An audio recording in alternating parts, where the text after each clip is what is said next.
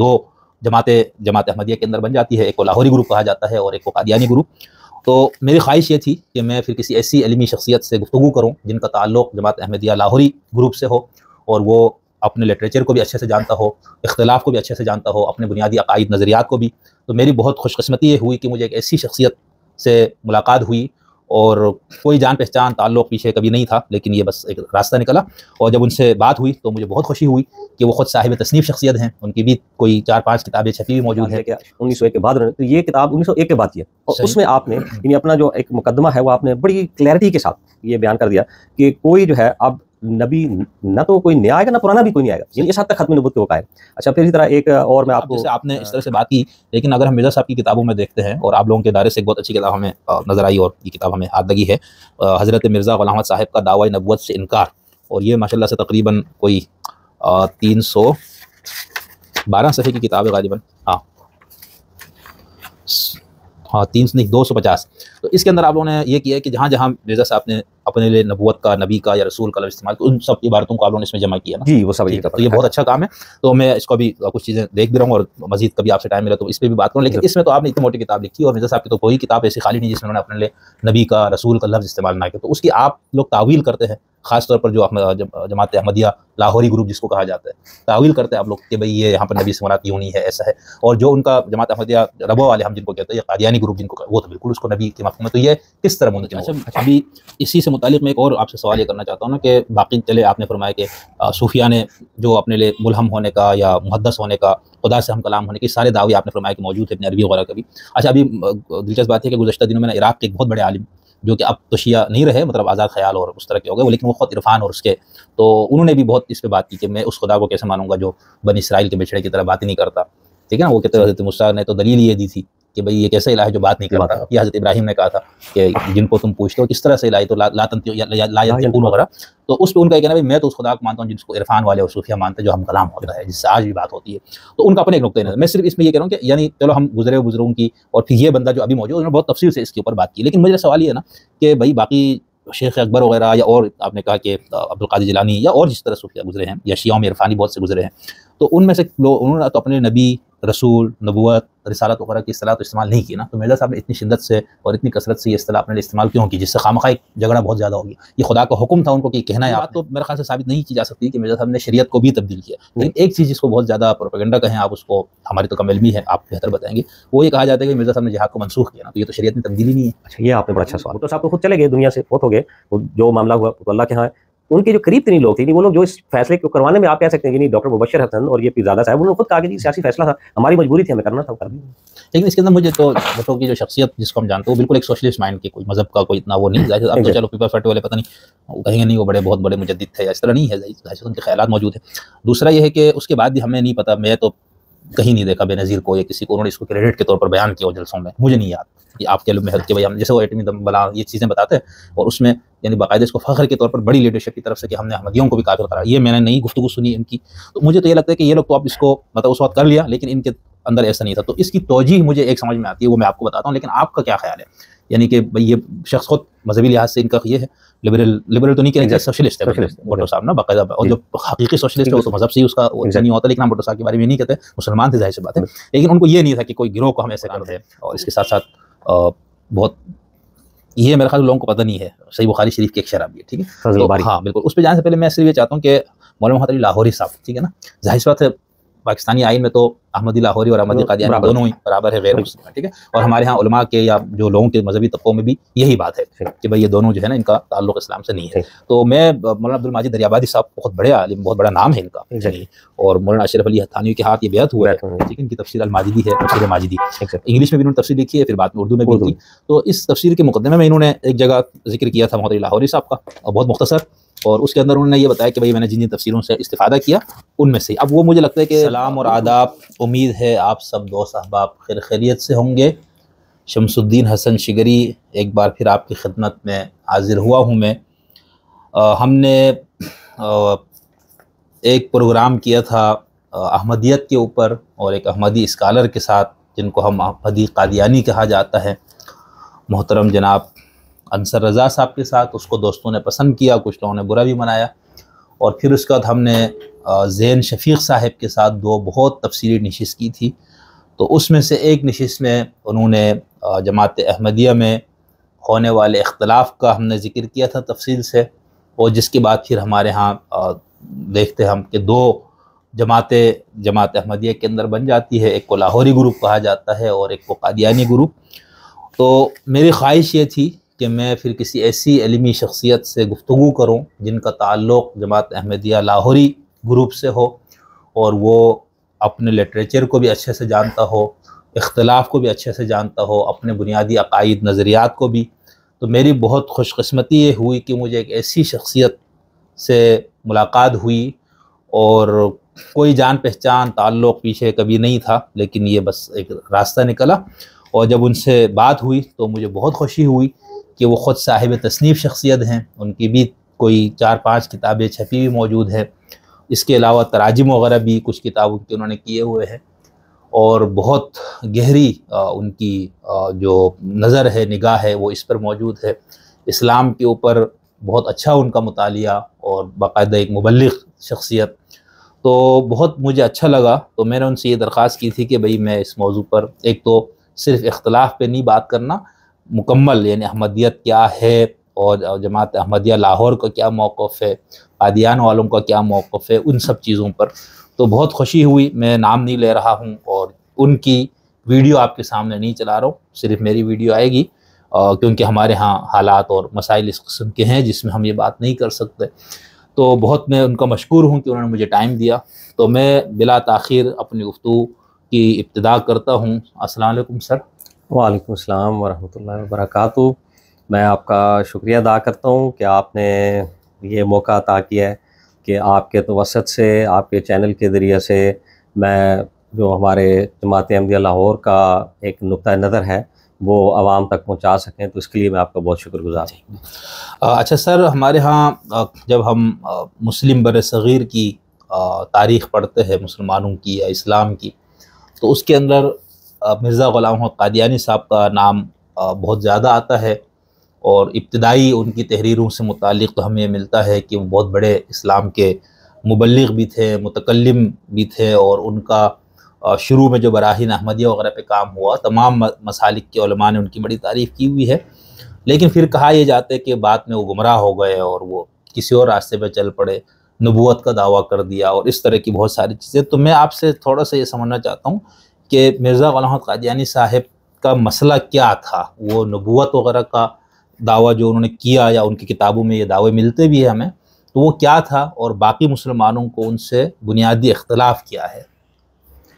जी बहुत शुक्रिया। ये जैसा कि आपने ख़ुद ने इब्तदाइया में ये बयान किया है कि मिर्ज़ा ग़ुलाम अहमद साहब जो हैं, उन्होंने जब शुरू में उनकी जो उन्होंने एक तबलीग का काम शुरू किया, या एक उनके अंदर एक मुनाज़राना जो उनका रंग था उनकी, तो उन्होंने जो बुनियादी उनका काम था, या जो बुनियादी उनकी आप कह सकते हैं कि फ़िक्र थी, वो ये कि आप किस तरह दीन इस्लाम को डिफेंड कर सकते हैं अगेंस्ट जो उस वक़्त की जितनी भी ख़ास तौर पर जो क्रिश्चियन एक थॉट था, या जो क्योंकि आप ये देखें कि जब मिर्ज़ा ग़ुलाम साहब उस दौर में पैदा हुए हैं जब यहाँ पर पूरे का पूरा जो बर-ए-सग़ीर है वो कॉलोनाइज़ हो चुका था, और हम ब्रिटिश कॉलोनी थे, और सिर्फ ये कि सियासी तौर पर ही नहीं बल्कि मजहबी तौर पर भी जो उस वक़्त के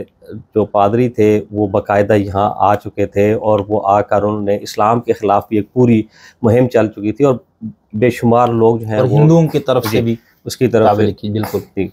तो उस वक़्त मिर्ज़ा साहब ने एक मुज़ाहमती जो है वो अपना मुज़ाहमत शुरू की जो क्रिश्चियन जो स्कॉलर थे उनके ख़िलाफ़, और फिर वो एक मुनाज़र के तौर पे मशहूर हुए। फिर उन्होंने किताब जैसे आपने ज़िक्र किया बरहाइन अहमदिया लिखी, और सिर्फ बरहाइन अहमदिया नहीं बल्कि बेशुमार और ऐसी किताब हैं जो उन्होंने स्पेशली इसी मौजू पर लिखी है। तो मिर्ज़ा साहब ने जो आपने जैसा आपने कहा कि फिर लोगों ने उनकी मुखालफत शुरू की, तो इस वजह से कि उन्होंने कोई अपना जो है दावा तब्दील किया। हालांकि मिर्ज़ा ग़ुलाम अहमद साहब ने जो अपनी दावा जो है आपने बरहाइन अहमदिया में किया, वो अपनी ज़िंदगी के आखिरी लम्हे तक आप उसी पर कायम रहे। यानी कोई जैसा अमूमन ये समझा जाता है कि शायद उन्होंने कोई तदरीजन जो है वो कोई अपने दावी को तब्दील किया है, तो ये बिल्कुल ही सरासर एक्चुअली गलतफहमी है। मिर्ज़ा ग़ुलाम अहमद साहब ने अपने आप को जो शुरू में जो लफ्ज़ अपने लिए इस्तेमाल किया वो मुहद्दिस का था। अच्छा। और फिर आखिर वक्त तक वो इसी एक पॉइंट को बयान करते रहे कि और मुहद्दिस जो है उसको वो कहते रहे। और यहाँ तक कि आपने फिर ये कहा कि जहाँ पर, क्योंकि ये इनकी जो मिर्ज़ा साहब की तहरीरात को समझने के लिए सूफियाना जो आप समझें कि जो जितनी भी टर्मिनोलॉजीज़ हैं उनको समझना ज़रूरी है। यानी आप बुनियादी तौर पर एक सूफियाना जो है टर्मिनोलॉजीज़ अपने लिए इस्तेमाल करते रहे, जिसमें कि लफ्ज़ नबी का उनका जी लुग़वी मायनों में इसका मतलब ये, क्योंकि इस्तिलाही मायनों में अब रसूलुल्लाह सल्लल्लाहु अलैहि वसल्लम के बाद कोई शख्स नबी नहीं आ सकता। यानी मिर्ज़ा साहब तो इस हद तक ख़त्म नबूवत के कायल हैं कि ये यानी आम तौर पर तो जैसा कि आमतुल मुस्लिमीन का ख्याल है कि हज़रत ईसा अलैहिस्सलाम वापस आएंगे, और वो कहते हैं कि ये भी जो है दरवाज़ा बंद है। यानी उनके नज़दीक, मिर्ज़ा ग़ुलाम अहमद साहब के नज़दीक न कोई नया न कोई पुराना, कोई नबी आ ही नहीं सकता। मैं उसकी आपको सिर्फ एक छोटी सी यानी उनकी किताब में से एक छोटा सा रेफरेंस आपको बता देता हूँ, तो आपको आइडिया हो जाएगा कि मिर्ज़ा साहब यह कहते क्या हैं। वो फरमाते हैं, न मुझे दावा नबूवत व खरूज अस उम्मत, और न मैं मुनकर मोजज़ात और मलाइक, और न लैलतुल क़द्र से इनकारी हूँ, और आ हज़रत सल्लल्लाहु अलैहि वसल्लम के ख़ातमुन नबिय्यीन होने का कायल और यकीन कामिल से जानता हूँ, और कि इस बात पर मुहकम ईमान रखता हूँ कि हमारे नबी सल्लल्लाहु अलैहि वसल्लम ख़ातमुल अंबिया है, और आ जनाब के बाद इस उम्मत के लिए कोई नबी नहीं आएगा, कोई नबी नहीं आएगा। किस किताब से आप नया हो या पुराना, ये मैं आपको उनका हवाला भी बता देता हूँ। ठीक है, नया हो, वो फरमाते हैं आज जनाब के बाद इस उम्मत के लिए कोई नबी नहीं आएगा, नया हो या पुराना, और कुरान करीम का एक शोशा या नुक्ता मनसूख ना होगा। हाँ, मुहद्दिस आएंगे जो अल्लाह जल्ला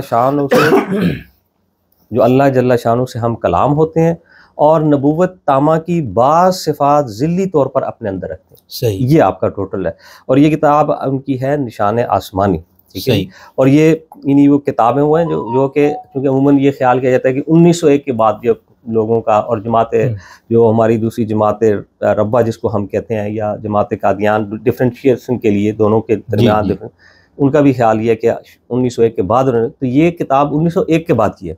और उसमें आपने यानी अपना जो एक मुकदमा है वो आपने बड़ी क्लैरिटी के साथ ये बयान कर दिया कि कोई जो है अब नबी न तो कोई नया आएगा न पुराना भी कोई नहीं आएगा, यानी इस हद तक ख़त्म नबूवत के वो कायल।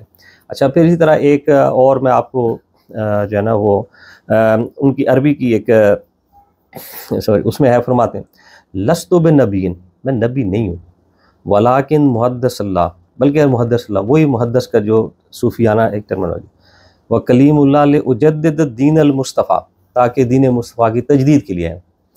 वक़द बासानी अला रअसिल मियत वअल्लमनी मिन लदुन अलूमुल हुदा, बस मैं नबी नहीं हूँ बल्कि अल्लाह की तरफ से मुहद्दिस हूँ जिससे अल्लाह कलाम करता है ताकि दीन मुस्तफ़ा की तजदीद करूँ, और यकीनन अल्लाह ने मुझे सदी के सर पर भेजा और मुझे अपनी जनाब से हदायत के अलूम सिखाए। और फिर देखें इसमें ये जो कहा जाता है ना कि जी मिर्ज़ा साहब ने 1901 के बाद तब्दील कर दिया दावा, तो 1908 में आपकी वफ़ात हो जाती है। ठीक है जी, अब वो लिखते हैं, और मैं ही वो शख्स हूँ जिसने इस सदी के शुरू होने से पहले दावा किया, और मैं ही वो एक शख्स हूँ जिसके दावा पर 25 बरस गुजर गए, 25 ईयर्स, और अब तक ज़िंदा मौजूद हूँ। यानी वो फरमाते हैं कि मेरी दावा जो मैंने दावा किया है उस पर 25 बरस गुजर गए। अब अगर वो जैसा कि आम तौर पर ये ख्याल किया जाता है कि आपने दावा नबूवत कर दिया 1901 के बाद, तो वो तो 25 साल में, तो 6 साल भी नहीं बनते, तो 1908 में वो फौत हो जाते हैं।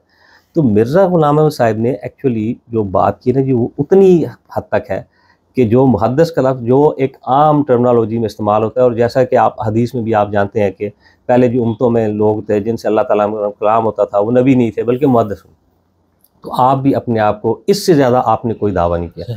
यानी अगर हम ये कह सकते हैं इन ब्रीफ हम ये कहें, तो मिर्ज़ा ग़ुलाम अहमद साहब ने कोई नबूवत का दावा नहीं किया, ना ही आप अपने आप को नबी का स्टेटस समझते हैं, बल्कि आपने ख़ुद अपनी तहरीरात में 2 चीज़ों को वाज़ेह किया। एक है जिसको वो कहते हैं ज़ुमरा अंबिया, और दूसरा वो कहते हैं ज़ुमरा औलिया।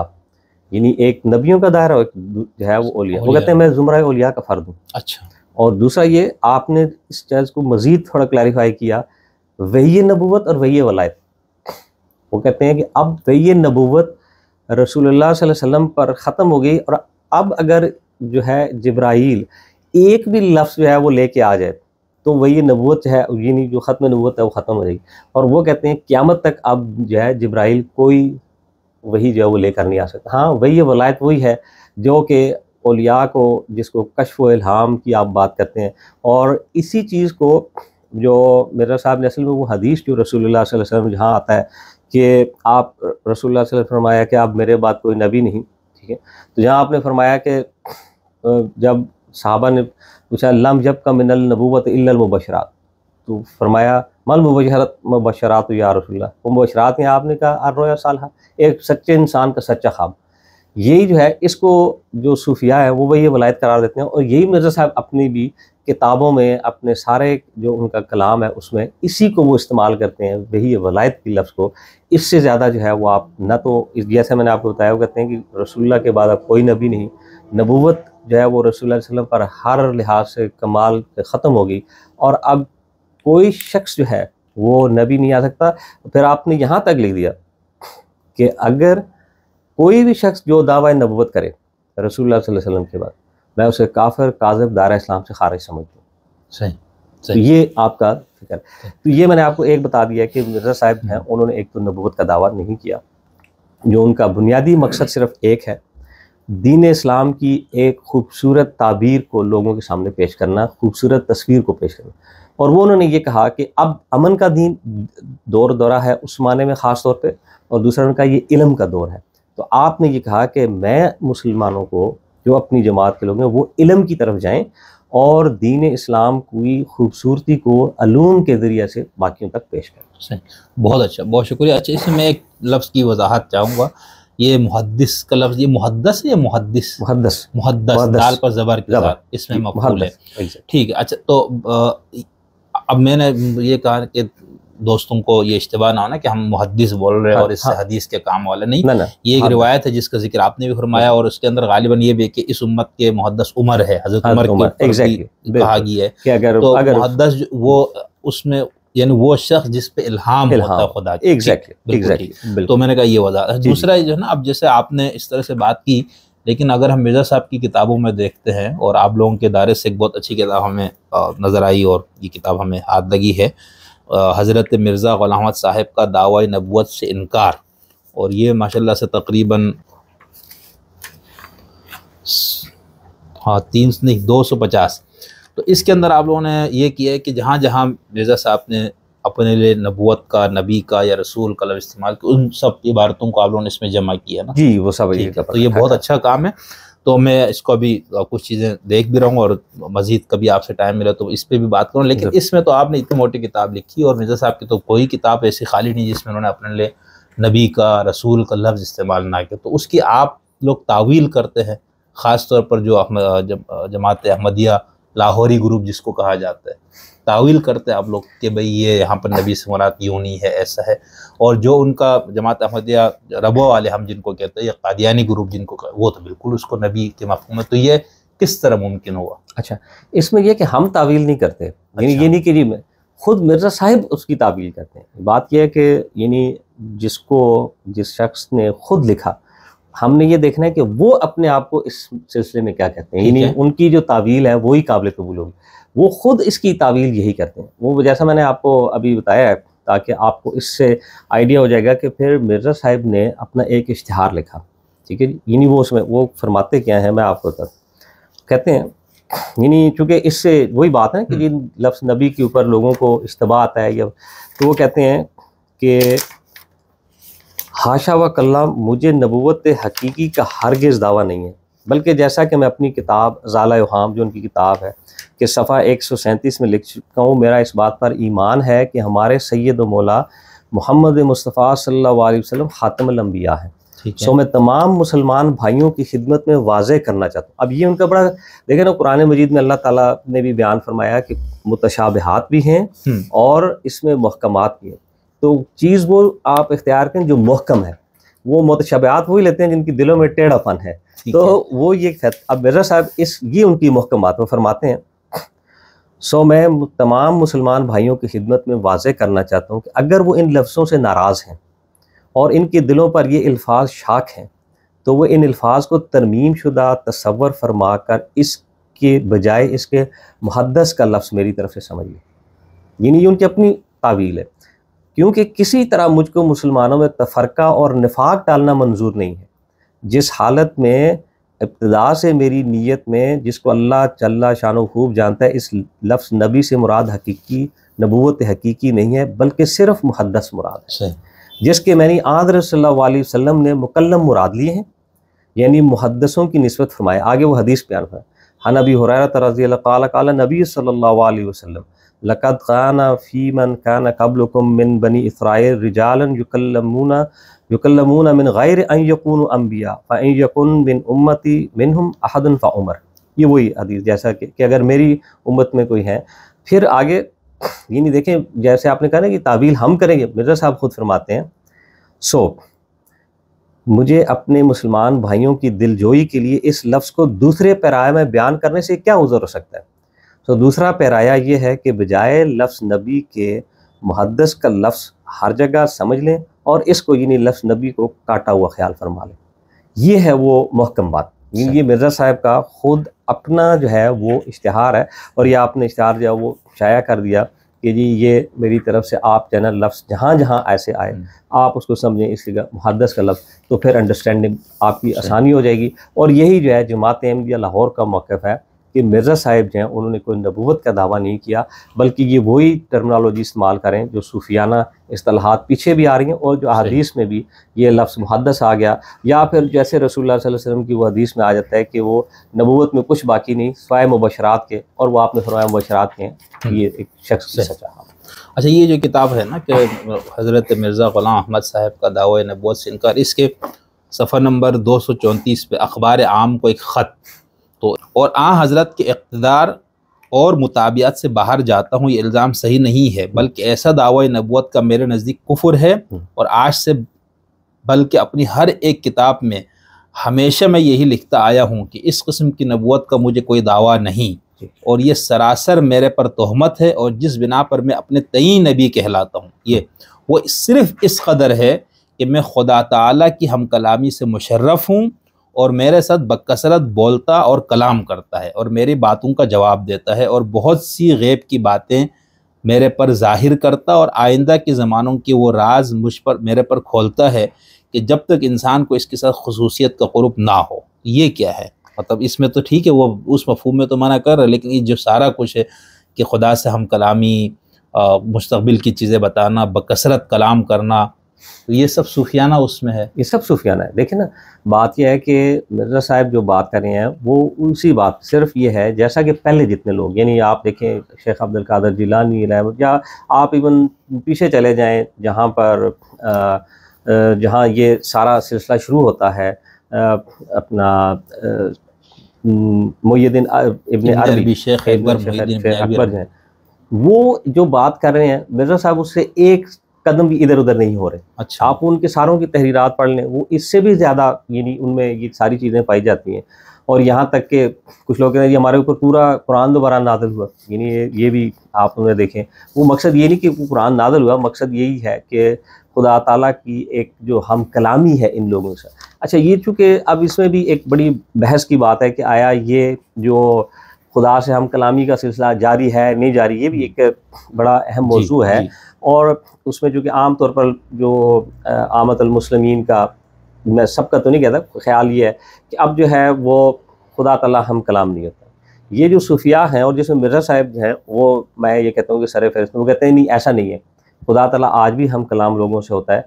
हाँ, सिर्फ फ़र्क ये है कि ये जो इनके साथ जो हम कलामी है वो किसी शख्स के लिए मानना ज़रूरी नहीं है, यानी मैं मुकल्लफ नहीं हूँ। अगर एक शख्स कहता है कि मुझे खुदा ने मुझसे हम कलामी की, मुझसे ये बात की, तो मेरे लिए मानना ज़रूरी नहीं है कि मैं उसको मानूँ। जैसा कि नबी की जो कलाम है वो तो मानना ज़रूरी है। तो मिर्ज़ा साहब का भी स्टेटस है मानना ज़रूरी नहीं है? बिल्कुल मानना ज़रूरी नहीं है। आपने खुद अपनी ज़िंदगी में ऐसे बहुत सारे वाक़यात हैं, मैं आपको एक ही से आप देख लें कि मिर्ज़ा साहब एक जगह उनके ज़िंदगी में आता है कि आपको इल्हाम हुआ कि कल ईद है, लेकिन उस वक्त कादियान में वो कहते हैं कि बादल आ गए। उस ज़माने में तो ये इस तरह के आलात नहीं थे। जी जी। तो आपने जब लोगों ने कहा जी ठीक है अब आपको इल्हाम हुआ है तो हम क्या, उन्होंने कहा नहीं, क्योंकि रसूलुल्लाह सल्लल्लाहु अलैहि वसल्लम की शरीयत ये कहती है कि चाँद देखो तो ईद करो, चाँद देखो तो रोज़ा रखो, लिहाजा हम शरीयत मुहम्मदिया के मुताबिक कल रोज़ा रखेंगे क्योंकि चाँद नज़र नहीं आया। यानी आपने अपने, और फिर अगले दिन जब आपने सब रोज़ा रखा, फिर बहुत सारे लोग उस वक्त जब ईद करके मुख्तलिफ शहरों से वहाँ लोग जाते थे मिलने के लिए, तो उन्होंने कहा जी, तो उस वक्त उन्हें पता चला कि आज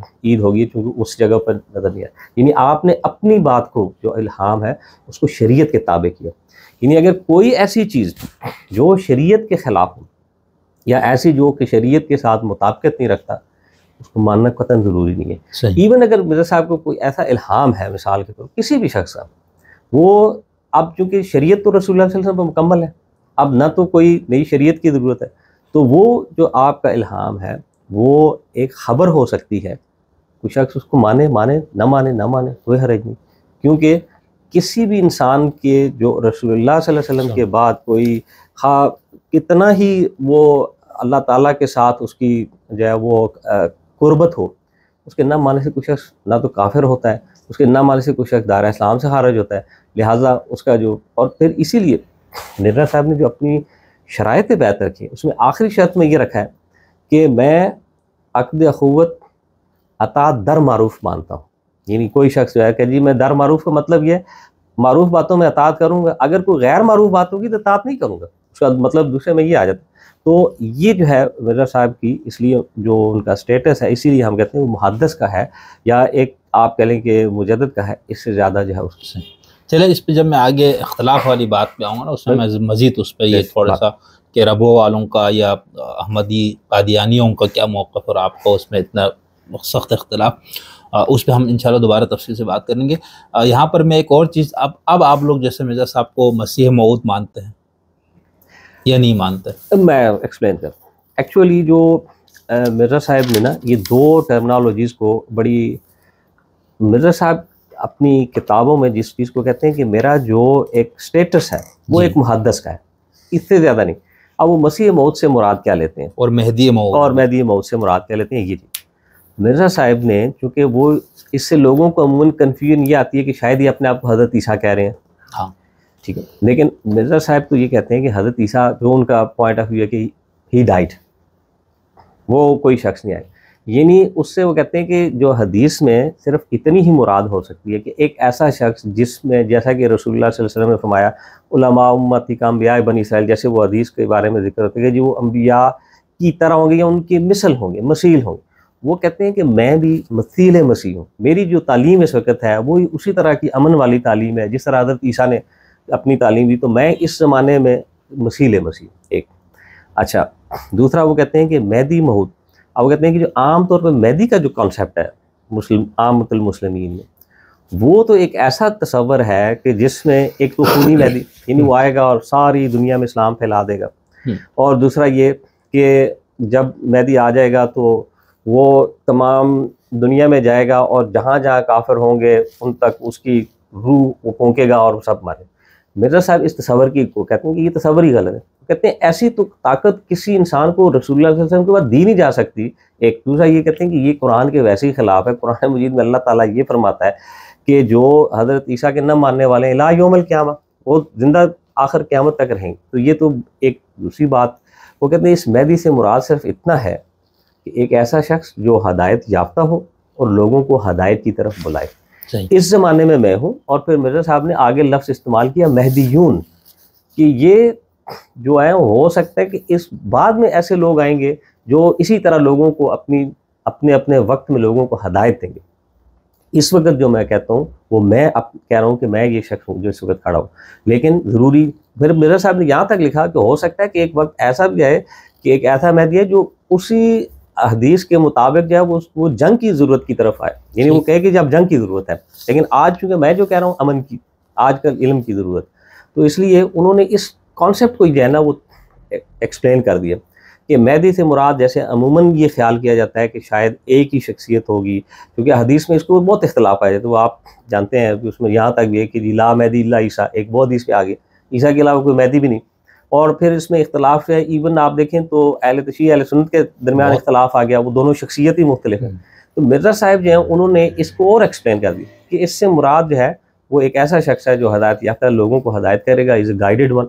यही वो कहते हैं इस ज़माने में मैं हूँ, आगे ज़माने में हो सकता है कोई शख्स भी आ जाए। तो उन्होंने इन दोनों कॉन्सेप्ट को मज़ीद क्लैरिफाई कर दिया ताकि लोगों को इसमें मज़ीद क्लैरिटी हो जाए कि ये जो मसीह मौत का जो लफ्ज़ है, टर्मिनोलॉजी भी है, वो भी वो कह रहे हैं कि इससे मुराद सिवाय इससे कुछ नहीं, इससे बढ़कर के एक मसीह ईसा, जो ईसा अलैहिस्सलाम की जो तालीमात हैं उन्हीं तालीमात को आगे लेकर जाने वाला हो। जैसे उनकी अमन की तालीमात, मैं भी आज अमन की तालीम दे रहा हूँ। सही, नहीं बात बिल्कुल इसी तरह सिंपल है। या ऐसा ना हो कि गुफ्तगू सुन के कई लोग किताबों के हवाले ले आए कि भाई मिर्ज़ा साहब ने इस तरह अपने आप को मसीह कहा हुआ है फलाना। ये बिल्कुल वो, ये मैं जो बात कर रहा हूँ वो है कि मिर्ज़ा साहब ने बिल्कुल अपने आप, यानी वो लफ्ज़ अपने लिए मसीह मौद इस्तेमाल करते हैं, ये नहीं कि वो इस्तेमाल नहीं करते। यानी हदीसों में जिस मसीह के आने की खबर है वो उनके वही है, वो इसलिए कि जो आने की खबर है वो कहते हैं कि उसमें चूंकि मुसलमानों का पॉइंट ऑफ व्यू क्या है, आम जो यानी आमतुल मुस्लिमीन का पॉइंट ऑफ व्यू है कि वो हज़रत ईसा अलैहिस्सलाम वापस आ रहे हैं। मिर्ज़ा साहब इस पॉइंट को ही नहीं मान रहे, यानी वो तो इस पॉइंट के ऊपर यानी जो है ना वो कहते हैं कि वो कहते हैं वो वफात होगी। अब जब वो ये कह रहे हैं तो इसका मतलब है कि वो तसव्वुर ही आउट हो गया, जो तसव्वुर है वो तसव्वुर है ही नहीं, वो एक और ही तसव्वुर है। वो तसव्वुर ये है कि वो कहते हैं कि इस उम्मत में से एक शख्स, और वो इस उम्मत में से इस शख्स या मैं हूँ। और फिर वो कहते हैं कि ये तो मसीहाई की हर वक्त जरूरत पड़ेगी, ये नहीं जरूरत हो सकता है कल एक और शख्स जो है वो आए उम्मत में।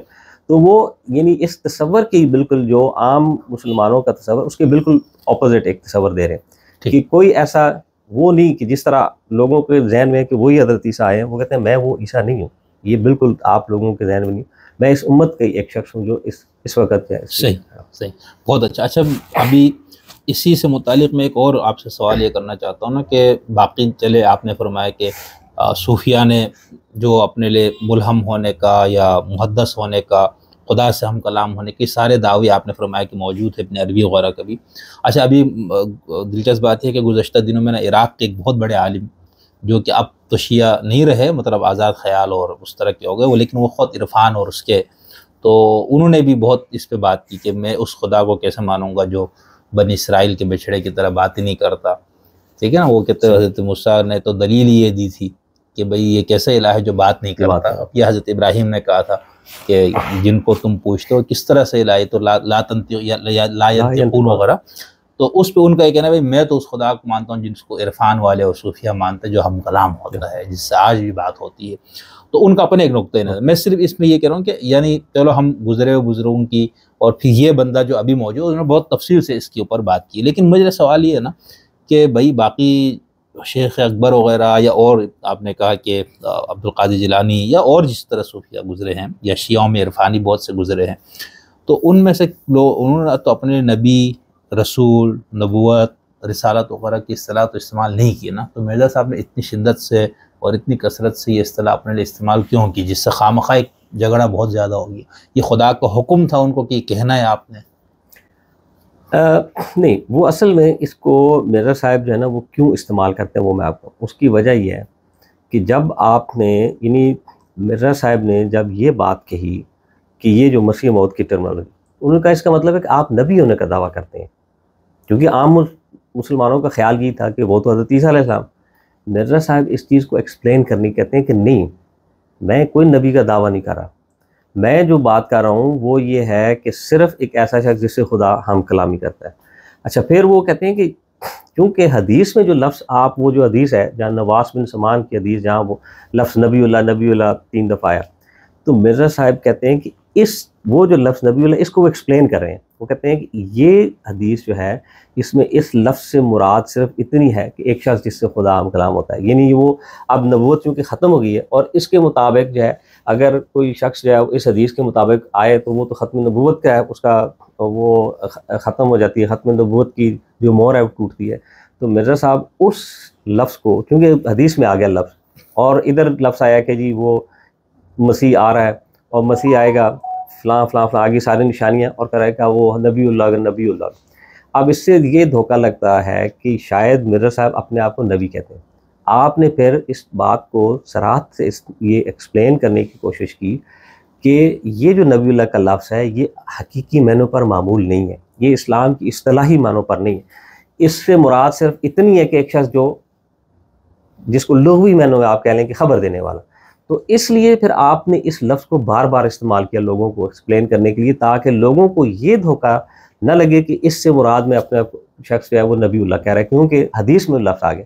इसलिए फिर आपने इस लफ्ज़ को बार बार जो है ना वो एक्सप्लेन किया। और दूसरा, चूँकि जैसे आप कह रहे हैं जी पिछले लोगों ने इससे ज़्यादा की बात की है। अच्छा। यानी वो नहीं, आप देखें वो तो कहते हैं मैं इब्राहिम भी हूँ, नूह भी हूँ, ये सारे जो है वो मेरे पास। मैं आपको मसलन हवाले अगर दूँ तो एक छोटा सा हवाला से वो तो समझ में आ रहा है, मजाजी मानों में इस्तेमाल मजाजी। मिर्ज़ा साहब ने तो अपने जहाँ जहाँ लफ्ज़ इस्तेमाल किए ना, वहाँ वो मजाज के अलावा और कुछ इस्तेमाल ही नहीं करते। कहते हैं स्वाय मजाजी मैंने तो और कुछ नहीं है। वो मैं आपको बताऊँ कि देखें, वो मसलन मैं इस एक उनका जो है ना वो कहते हैं जो लफ्ज़ मजाज या ज़िल है, वो कहते हैं वल नबुव्वत तो कद इनक़तात बाद नबीना सल्लल्लाहु अलैहि वसल्लम, नबुव्वत ख़त्म हो गई रसूलुल्लाह सल्लल्लाहु अलैहि वसल्लम, वला किताब बाद अल फुरक़ान, कुरान के बाद कोई किताब नहीं, अल्लज़ी हुवा खैर सुहुफ़िल साबिक़ा, वला शरीयत बाद अल शरीयत अल मुहम्मदिया, शरीयत मुहम्मदिया के बाद कोई शरीयत नहीं।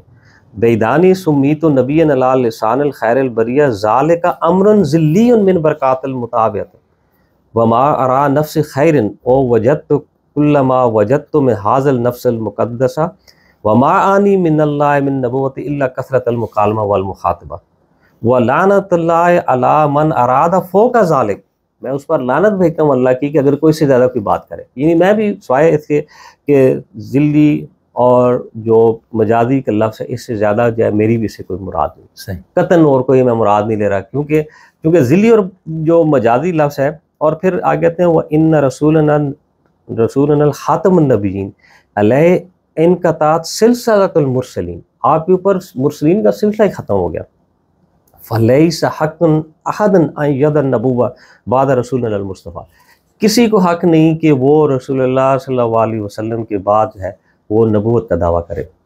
अला तरीक़ल मुस्तक़िल, वही जो वमा बकिया बाद इल्ला कसरतल मुकालमा, कुछ भी बाकी नहीं सिवाय मुकालमा मुखा, वह हुआ बिशर्तन इल्ला इत्तबा ला बगैर मुताबिअतल खैरिल बरिया, और वो भी सिर्फ रसूलुल्लाह की मुताबियत में है, उनकी मुताबियत के बगैर वो भी मुमकिन नहीं है। यानी ये आप देखिए ये सुफियाना टर्मिनोलॉजी, इसमें कोई और चीज़ है वो मतलब वो नहीं बयान करे कि वो भी यानी बिल्कुल। और ये उनकी आखिरी किताब है, यानी ये जो है आपकी ये जो मैंने आपके सामने पढ़ा है, ये भी जो है इसका जो रेफरेंस है वो है अल इस्तिफ्ता, यानी ये भी 1901 के बाद की किताब जो है ना वो आपके सामने मैंने किया ताकि लोगों को ये आइडिया हो जाए कि मैं आखिरी जो किताब। अच्छा, फिर आप देखें वो जो है आपने आगे लिखते हैं कि अगर दरमियानी ज़माने में ये गलतियाँ ना पड़ती तो फिर मसीह मौद का आना फजूल और इंतज़ार करना भी फजूल था, क्योंकि मसीह मौद मुजद्दद है और मुजद्दद गलतियों की इस्लाह के लिए आया करते हैं। ये आपकी इब्राहिम का हिस्सा पंजम है जो आपने 1907 में लिखा है। तो आप कहते हैं कि मैं मुजद्दद, यानी वही लफ्ज़ टर्मिनोलॉजी मुजद्दद मुहद्दस, और वो जो आपने भी जो जहाँ जहाँ। अच्छा, मैं आपको बताऊँ कि जो पहले जितने लोग हैं ना उन्होंने तो इसको एक्सप्लेन भी नहीं किया। मिर्ज़ा साहब तो जहाँ करते हैं वो साथ एक्सप्लेन भी करते हैं मजाजी, और साथ ही कहते हैं कि इससे मुराद सिर्फ इतनी है, इससे ज़्यादा मैं मुराद नहीं ले रहा।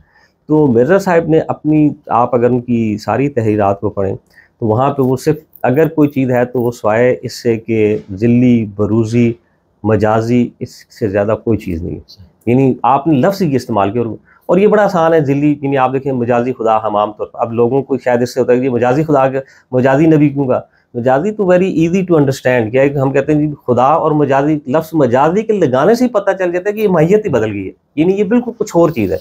और जिसको आम अगर सादा यानी अगर हम सूफियाना इस्तिलाहात से बाहर आ जाएं तो एक आम आदमी को समझाने के लिए ज़्यादा बेहतर अंडरस्टैंडिंग के लिए है कि मिर्ज़ा साहब जो हैं he was not a profit, उन्होंने कोई नबूवत का दावा नहीं किया। उनकी जो बात है वो सिर्फ ये कि वही बात वो कर रहे हैं जो सूफिया पीछे बातें कर रहे थे।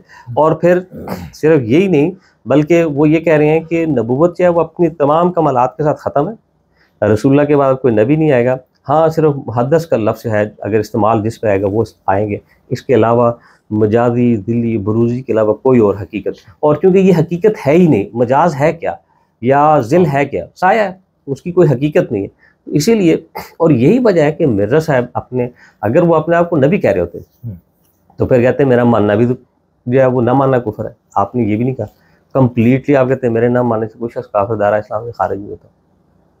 अच्छा, लेकिन ये जो ज़िल्ली और बुरोज़ी, इसकी थोड़ी वज़ाहत फरमा देना, क्या है ये?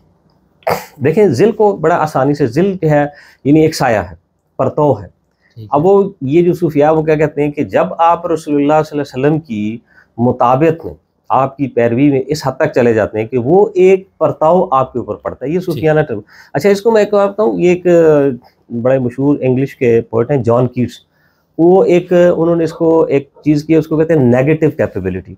वो नेगेटिव कैपेबिलिटी वो ये कहते हैं कि आप ये देखें कि खिड़की में एक चिड़िया बैठी है और आप जो इतना कंसंट्रेट करते हैं उस चिड़िया पे कि आप खुद को उस चिड़िया की जगह पर रखते हैं, अपने वजूद को आप दरमियान से ख़त्म कर दें, तो आप जो आपके इजहार है, जो आपके जज्बात हैं, वो उस चिड़िया के जज्बात हो जाएंगे।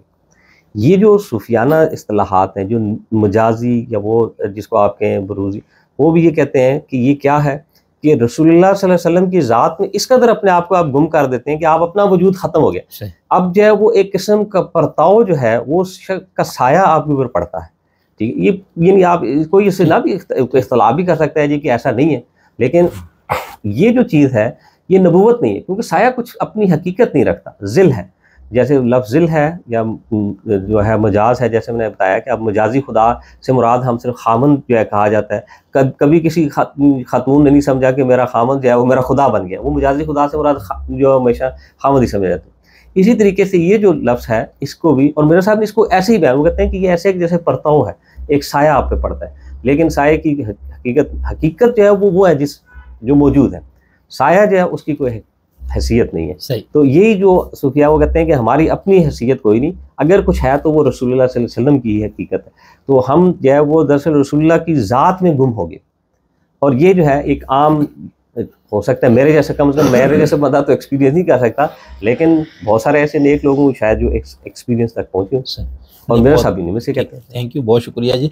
अच्छा, एक और चीज़ इसी से मुतालिक मैं पूछना चाह रहा हूँ कि अगर ये इतना सादा सिंपल है, आप लोगों के जो अहमदी लाहौरी और उसका इख्तलाफ पे मैंने मुस्तकिल आपसे बात करनी है, लेकिन उससे पहले तो ये जो बाकी आम्मतुल मुस्लिमीन तमाम फ़िरक़े मिल गए इसमें ना, शिया सुन्नी, सुन्नियों के तमाम फ़िरक़े, और शियाओं को तो यहाँ पर चूँकि इस्नाशरी और मेरे ख्याल से इस्माइलियों ने इसमें कोई हिस्सा नहीं लिया गालिबन, और पाकिस्तान में जो उनकी छोटी सी आबादी है, लेकिन इस्नाशरी, इन सब को ये कैसे समझ में आ गया कि नहीं मिर्ज़ा साहब ने नबूवत का ही दावा किया है, और ये अपने उन बुज़ुर्गों के लिए तावीलात रखते हैं, या उनको उन बुज़ुर्गों से ये समझ में नहीं आया कि भाई उन्होंने बाकायदा नबूवत का दावा किया है।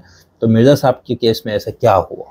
अच्छा, उसमें दो, उसकी जो एक बड़ी वजह जो है वो मैं आपको बताता हूँ कि क्यों, यानी जब तक तो जमात अहमदिया का आप देखें, यानी मिर्ज़ा साहब की ज़िंदगी तक या मिर्ज़ा साहब के बाद जो पहले जो जमात के हेड थे या खलीफा थे मौलाना नूरुद्दीन रहमत, उन तक तो जमात के जो मुखालफीन भी थे वो इस हद तक की बात समझी जाती थी कि मिर्ज़ा साहब जो हैं वो एक ज़िली नबूवत की बात कर रहे हैं, या उस हद तक की बात थी, बहुत ज़्यादा इस पर नहीं था। ये मामला बाद में, चूँकि जब मिर्ज़ा साहब के अपने बेटे मिर्ज़ा बशीरुद्दीन महमूद साहब ने इस चीज़ को सराहत से बयान करना शुरू कर दिया कि नहीं, मेरे वालिद ने जो है वो नबी होने का ही दावा किया, तो इसलिए फिर उन्होंने वो मामला जो है वो आ गया। अच्छा, इसकी दूसरी भी आप इसको देखें, ये कोई इसको समझना बड़ा आसान है। हज़रत ईसा अलैहिस्सलाम जो है वो अपने आप को, या आप देखें तो बाइबल में वो बार बार कह रहे हैं मैं अपने बाप की तरफ से आया हूँ, ठीक है, मैं मतलब, अब लोगों ने क्या किया, हालांकि वो भी बात वो उसी तरह तमसील में बात कर रहे हैं, जैसे कि ये उन्होंने क्या किया, जो उनके मानने वाले हैं उन्होंने उठा के उनको क्या कर दिया कि जी वो वाकई खुदा का बेटा बना दिया। अच्छा, उसमें भी आप देखें तो 3 ग्रोह बड़े इंटरेस्टिंग बनते हैं हज़रत ईसा के। एक वो ग्रोह है जो यहूदी, वो कहते हैं जी हमने नाउज़ुबिल्लाह, एक शख्स जो है वो झूठा था, हमने फांसी पे चढ़ा दिया। एक ग्रोह जो उनका मानने वाला है वो गुलूब करके उनको खुदा का बेटा बनाता है। एक यूनिटेरियन है, वो कहते हैं कि नहीं, वो खुदा के नबी थे, और जो आम मुसलमानों का हमारा भी अकीदा है, कुरान भी यही बयान करता है कि वो खुदा के नबी है। तो ये फ़िरका अभी भी मौजूद है? ये मौजूद है। अच्छा, यूनिटेरियन। मैं अभी रिसेंटली एक चर्च में गया हूँ, उन्होंने अपने बहुत बड़ा फंक्शन किया, तो वो अभी भी मौजूद है। और मुझे उन्होंने कहा कि जी मैंने उनको कहा कि जी मैं आपको स्पेशली यहाँ सूरह इखलास पढ़ने आया हूँ, क्योंकि आप और हमारे दरमियान कॉमन जो है वो ये सूरह इखलास है। और वो मैंने कहा कि इसीलिए जैसे रसूलुल्लाह सल्लल्लाहु अलैहि वसल्लम ने फरमाया तालो इला कलिमतिन सवाइन बैनना व बैन, आओ एक कलमे पे इकट्ठे होते हैं। मैंने कहा हम तो एक कलमे इकट्ठे हो गए, आप भी खुदा को एक मानते हैं, हम भी खुदा को एक मानते हैं, आप भी हज़रत ईसा को खुदा का नबी मानते हैं, हम भी खुदा का नबी मानते हैं। तो इस मामले तो वो अभी भी मौजूद है, थोड़ी तादाद में, बहुत बड़ी तादाद नहीं है उनकी, अच्छा, लेकिन मौजूद है। अक्सरियत ने तो बेटे से बेटे ही समझे, बाकी तो बेटे से लोगों ने बेटे से। इसी तरह मिर्जा साहब के साथ भी हुआ कि आप देखें, एक तरफ लोग हैं वो कह रहे हैं जी कि हमने एक शख्स है झूठा है, दूसरी जो उनकी जो जिस जमात ने गुलूब कर दिया उन्होंने उनको नबी का स्टेटस बनाने की, और फिर कौम ने जो है वो उसकी तरफ ज़्यादा तवज्जो होगी और लोग जो है उन्होंने उनको ऐसे ही समझना शुरू कर दी। हालांकि मिर्जा साहब की अपनी जो तहरीरात है उनमें ऐसी कोई चीज़ नहीं। तो लोगों ने फिर इसको इतना ज़्यादा, कोई दुश्मनी थी, कोई मसला हो गया था? नहीं, दुश्मनी असल देखें मिर्जा साहब का जो, नहीं, पहली तो बात तो ये है कि मिर्जा साहब की तो किताबों में नबी रसूल का लफ्ज़ बहुत इस्तेमाल है, इसका तो आप इनकार नहीं कर सकते। नहीं, वो तो मैं बिल्कुल वो, और मैं तो लेकिन जिन मायनों में इस्तेमाल करते हैं, बड़ी किताब आप छपी हुई मौजूद है जिसके अंदर। दूसरा फिर आप ये कह रहे हैं कि उनके बेटे ने इसको ज्यादा वो किया, तो इसको उसमें ये कि देखें जिन मैनों में मिर्जा साहब इस्तेमाल करें उन्हें तो इनकार किया नहीं जा सकता, क्योंकि वो तो किताबें छपी हुई हैं। यानी कोई शख्स कैसे कोई कह दे कि जनाब उन्होंने ये लफ्ज़ लिखे, लेकिन किन मायनों में वो इस्तेमाल करें ये इंपॉर्टेंट है। देखना ये कि वो अपने आप को किस मायनों में इसमें इस्तेमाल, लोग भी मायनों में, जैसे कि वो जैसे अभी आप देखें कि रिसेंटली हमारे जो मुफ्ती तारिक मसूद साहब हैं, उन्होंने के सामने एक जो है एंकर, उन्होंने सवाल यही कर दिया जी कि ये ला इलाहा चिश्ती रसूलुल्लाह जो आया, तो उन्होंने कहा नहीं इससे क्या मुराद है, इससे तो मुराद लुग़वी मायनों में है, ठीक है, लेकिन वहाँ पे तो ला इलाहा इल्लल्लाह पीछे कर रहे हैं। अच्छा, मिर्जा साहब वो है कि जिन्होंने कलमा भी कभी नहीं पढ़ाया, आप मिर्जा साहब की पूरी किताबों में कहीं नहीं वो ये भी नहीं कहते, लेकिन उधर वो कहते नहीं इसकी तावील हम करेंगे कि इससे मुराद ये ले सकते हैं लुग़वी मायनों में। मिर्जा साहब को खुद अपनी तहवील कर रहे हैं कि जी लुग़वी मायनों में मैं इसको इस्तेमाल कर रहा हूँ, मैं इस्लाही मायनों में इस्तेमाल ही नहीं कर रहा। अच्छा, जो आम तौर पर आप कह रहे हैं मुखालफत की वजह, मुखालफत की जो बुनियादी वजह ना वो एक तरफ ये नहीं है। मिर्जा साहब ने जब तहरीक शुरू की तो आप देखें कि तमाम जितना पढ़ा लिखा उसको इंटेलिजेंशिया जिसको आप कह सकते हैं वो सारा मिर्जा साहब के साथ था, मतलब क्योंकि उसकी एक वजह थी मुदाफ़ियत भी। आप इस हद तक देखें कि यानी वो ख़ुद इलामा इकबाल जो हैं उन्होंने जाकर फिर ख़ुद अब ये कहना शुरू किया कि जी इस वक्त मौजूदा जो हिंदुस्तान के उलमा है उनमें मिर्ज़ा ग़ुलाम जो है वो सबसे जो है वो बड़े आलम हैं, और फिर उनकी बड़ी तारीफ़ भी की एक वक्त तक, बहुत हद तक उनके साथ। तो ये सारे लोग, अब जब ये ऐसा मामला था तो जो दूसरी तरफ जो है ना ये यानी एक किस्म की मुखालफत का पैदा होना ये एक कुदरती और फितरती अमल भी था, लोग मुखालफत करते हैं। लेकिन इस मुखालफत को भी आप देखें जब तक पाकिस्तान बना है, यानी उस वक़्त तक ये इस हद तक था जैसे आम तौर पर उलमा एक दूसरे की मुखालफत करते हैं, खुद फतवे भी लगते रहे, कुफर के फतवे भी लगते रहे, सारे होते हैं। लेकिन फिर जब पाकिस्तान बन गया और उसके बाद जब ये एक तहरीक शुरू हुई, एंटी अहमदिया मूवमेंट शुरू हुई, तो उससे जो है वो ये मामलात हैं वो बिगड़ते बिगड़ते फिर इस सतह पर आ गए कि आज ये समझा जाता है कि जी जो अहमदिया जमात है या मिर्ज़ा साहब के ऊपर कुफर का फतवा जो वो सारी उम्मत ने लगा दिया। हालांकि ये भी गलत बात, कहीं पे नहीं लगा। ये जो कुफर का फतवा भी है वो सिर्फ पाकिस्तान के अंदर है, इसके अलावा किसी मुल्क में कहीं ऐसा कोई फतवा नहीं लगा। अच्छा, इवन सऊदी अरेबिया में नहीं लगा। नहीं, सऊदी अरबी में जो ईसाई ज़हीर की किताब अल-कादियानिया है उसने असरात तो डाले हैं ना, तो वो असरात डाले होंगे लेकिन उन्होंने फतवा नहीं दिया। यानी एक है कि जैसे है जैसे यहाँ तो बाकायदा आपने एक रेजोल्यूशन पास कर दिया, नहीं सरकारी नहीं, लेकिन वहाँ के उलमा की तरफ से तो तकफीर होगी ना, ये अब्दुल अजीज बिन बाज वगैरह ये ऐसे भी नहीं है, मैंने कम से कम ऐसा नहीं देखा। और दूसरे ये कि मतलब कुछ सरकारी सतह पे कुछ नहीं है, बाकी तो उलमा भी देते भी रहेंगे, बहुत सारे लोग होंगे क्योंकि उन्होंने एक तो ये कि मिर्जा साहब की ज़ाहिर बात तहरीरात भी नहीं पढ़ी लोगों ने, बहुत सारी होंगी, तो जो पेश किया जाएगा वो जो उनको पेश किया जाएगा एक तरफ नुक्ता नज़र उन्होंने जाके उसको जो है वो कर देंगे। तो वो तो यहाँ तक जो उनकी जिनका आपने जिक्र किया है मरहूम, उनकी किताब में उन्होंने यहाँ तक लिखा कि जिनकी कुरान तो नहीं पढ़ते, ये किताब हिदायत है। अब वो कोई पूछे भाई किताब हिदायत किधर है, हमने तो नहीं देखी, हमने कुरान ही देखा है। तो वो जाहिर बात है जब एक नुक्ता नज़र आप देखेंगे, लेकिन कभी किसी भी ऐसे सरकारी सतह पर कोई तकफीर नहीं हुई सिवाय पाकिस्तान के। चल इस पर मैंने आपसे बात करनी है, ठीक। अच्छा, तो एक और चीज़ जो समझ में आती है कि आपका दावा ये है और जो कादियानी ग्रुप है उनका भी ये जायज़ है कि मिर्ज़ा साहब कोई नई शरीयत नहीं लाए, इस पे तो इत्तेफाक है ना दोनों गिरोहों का, और वो गैर तशरीह नबी, चलो नबी हम कहेंगे भी तो गैर तशरीह, यानी जिस तरह सूफिया के यहाँ अपने अरबी के यहाँ इस्लाह मिलती है, और इसके ऊपर गामिदी साहब ने भी बात की हुई, फिर उनका जवाब दिया हमारे उस्ताद मोहतरम डॉक्टर उमैर सिद्दीकी साहब, और उनके एक और हमारे बहुत अच्छे इल्म वाले फेसबुक वगैरह पे भी और कई किताबें हैं डॉक्टर जाहिद मुग़ल, तो इन दोनों ने इतनी ज़ख़ीम से किताब भी लिखी है कि इसको लेके अहमदी लोग ये बात, और गामिदी साहब ने भी इसको बुनियाद बनाई कि ये तो पहले ही बात कही गई। तो ये बात तो मेरे ख्याल से साबित नहीं की जा सकती कि मिर्ज़ा साहब ने शरीयत को भी तब्दील किया, लेकिन एक चीज़ जिसको बहुत ज़्यादा प्रोपेगेंडा कहें आप उसको हमारे तो कम इल्मी है, आप बेहतर बताएंगे, वो ये कहा जाता है कि मिर्ज़ा साहब ने जिहाद को मनसूख किया ना, तो ये तो शरीयत में तब्दीली नहीं है। अच्छा, ये आपने बड़ा अच्छा सवाल किया। अच्छा, कहीं पे मिर्ज़ा साहब ने जिहाद को मनसूख नहीं किया। आप अल्लामा देखें, इक़बाल के अशार भी है इसके ऊपर कुछ। नहीं, वो मैं बताता हूँ। खुद मिर्ज़ा साहब जो है, उन्होंने खुद मिर्ज़ा साहब ने एक किताब लिखी है, गवर्नमेंट, अंग्रेज़ी और जिहाद। ये एक किताब है, छोटी सी, वो ज़्यादा बड़ी सफ़े की किताब है। मिर्ज़ा साहब ने जो बात कही, वो कहा कि ये जो वक्त है, जैसे अभी गांधी साहब ये कह रहे हैं कि ये जो वक्त है ये किताल का नहीं है, जिहाद की बात नहीं कर रहे। वो कहते हैं जिहाद तो है, वो कहते हैं वो जाहिदो बिही जिहादन कबीरा, वो कहते हैं इस कुरान के साथ जिहाद करो, ये वक्त है, इल्म का वक्त है। तो मिर्ज़ा साहब ने कतन ये कोई ऐसा फतवा नहीं कि जिहाद जो है वो ख़त्म हो गया, या वो कह रहे हैं कि ये जो मुसलमानों के अंदर जो इस वक्त ख्याल है किताल का, कि हम किताल के ज़रिए से सारी दुनिया पे हम हुक्मरानी कर लेंगे या हम दोबारा से इस्लाम को फैला देंगे, वो कहते हैं कि ये वो चीज़ है जिसको मिर्ज़ा साहब जो है वो इसका इनकार करें। वो नहीं कह रहे कि जी जिहाद, वो तो ये कहते हैं कि तुम इस जिहाद करो। और वो मुसलमानों को इस बात की तरफ कह रहे थे कि मुसलमान जाएँ, यूनिवर्सिटीज़ जाएँ, कॉलेजेस जाएँ और वो तालीम हासिल करें और फिर इस तालीम के ज़रिए से दीन इस्लाम की खिदमत करें। वो कह रहे हैं कि इशाअत इस्लाम की तरफ लोग जाएँ। यानी ये जो तसव्वुर है कि आप ज़बरदस्ती तलवार उठाएं और तलवार के ज़रिए से लोगों को मनवाएं, वो इस चीज़ के खिलाफ है। यानी वो कहते हैं कि ला इकराह बिद्दीन वाली जो बात है, वो कहते हैं कि दीन में जबर नहीं है कि आप जाके लोगों को के सर पे तलवार रखें और कहें तुम इस्लाम कबूल करो। वो कहते हैं नहीं, ये तो किसी ने भी जिहाद का जो पुराना मफ़हूम है क़िताल को, उसमें भी शायद ये मुत्तफ़िक़ा तो नहीं है ना कि कलमा पढ़वाने के लिए। हाँ, नहीं, वो बाकी जो जुल्म के खिलाफ या फलाना, बिल्कुल उसको तो मानते हैं, उसको बिल्कुल मानते हैं। देखिए, वो मिर्ज़ा साहब तो जो है ना जी, वो तो खुद ये कहते हैं कि मैं जमात को कहता हूँ कि तुम लोग जिहाद करो, लेकिन जिहाद बिल कलम।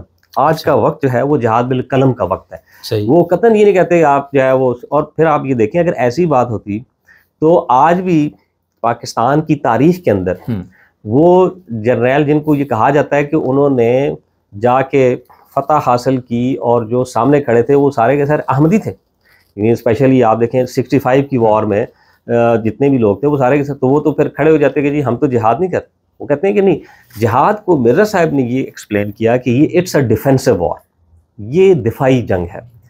जैसे कुरान मजीद में आता है कि उज़िना लिल्लज़ीना युक़ातिलूना बिअन्नहुम ज़ुलिमू, जब आप पे जुल्म आ जाए तो आप अपना जो है दिफा करें। या सूरह बकरा में भी जहाँ पे कहा जाता है पहली आयत पे इख्तिलाफ है मुफस्सिरीन का, हज वाली है ये, तो हाँ है ना, क़ातिलुल लज़ीना युक़ातिलूनकुम, एग्जैक्टली, जो लड़ रहे हैं तुमसे उनसे लड़ो। और मिर्ज़ा साहब कहते हैं कि ये जो दौर है अंग्रेज़ का, जो उस वक्त दौर था, उनका इसमें तो आपको मजहबी आज़ादी है। सही। यानी आप देखें मिर्ज़ा साहब के जो दौर है उससे पहले सिखों का दौर गुजर चुका है, जहाँ पर हर चीज़ बैन है, अजान नहीं दे सकते, और वो एक लंबी सारी हो जाती। मिर्ज़ा साहब जब अंग्रेज़ का दौर आया तो उन्होंने कहा ये तो उन्होंने तो अब मजहबी आज़ादी दी हुई है, आप जो है अपने मस्जिदों में जाएँ, कोई आपकी उन्होंने कहा लिहाजा अब इस वक्त इस गवर्नमेंट के खिलाफ खड़े होना तो आपका जो है वो जिहाद बनता ही नहीं है। आप अगर करते हैं इस वक्त इस गवर्नमेंट के अगर कुछ आपने करना है तो इल्मी लिहाज से उनके साथ मुकाबला करें। आज आप देखें कि जितनी हम यहाँ पाकिस्तान में रहने वाले लोग, हम सारे के सारे तारीफ़ें क्यों करते हैं जी इंग्लैंड की गवर्नमेंट की, जर्मन की गवर्नमेंट की, फ़लाँ की गवर्नमेंट की, क्यों? तो वो कहते हैं जी वहाँ हर तरह की आज़ादी है, मजहबी आज़ादी भी है, आप मस्जिदों में जाएँ, चर्चेज़ में जाएँ, कोई आपको मसला नहीं है, और अपने मज़हब के मुताबिक जैसे चाहें इबादत करें, वो कोई। तो मिर्ज़ा साहब कहते हैं कि इस वक्त तो आपको क़िताल इस गवर्नमेंट के खिलाफ तो करना ही जो है वो दुरुस्त नहीं बनता, क्योंकि आपको आज़ादी दी हुई। हाँ, अगर आपके हकूक़ रोक दिए जाते तो आप ज़रूर करते। तो मिर्ज़ा साहब ने कतन ये नहीं कहा कि आप जिहाद जो है वो मना है, बल्कि उन्होंने ये कहा इस वक्त जिहाद बिल कलम का वक्त है। और आप देख लें कि 100 साल गुजर गए। अच्छा, मैं आपको ये जो मैंने आपको मिर्ज़ा साहब की किताब का जिक्र किया है, गवर्नमेंट अंग्रेज़ी जिहाद, उसमें उन्होंने स्पेशली अमीर काबिल को लिखा। अच्छा, कि ये जो आपके यहाँ तस्वर है जिहाद के क़िताल का, लोगों को मारना, तो आप इन लोगों को तालीम दें। अगर आपने न किया तो ये मुसलमानों के लिए बहुत बड़ी तबाही का बायस बनेगी। आज आप देख लें अफ़गानिस्तान से जो मसाइल खड़े हुए हैं पूरी इस्लामी दुनिया में, उसके जो है वो हमें असरात नज़र आते हैं कि वहीं से एक वो गलत तस्वर का जिहाद का तस्वर है वो आज तक चल रहा है, और उसमें लिखू खा मुसलमान मारे गए।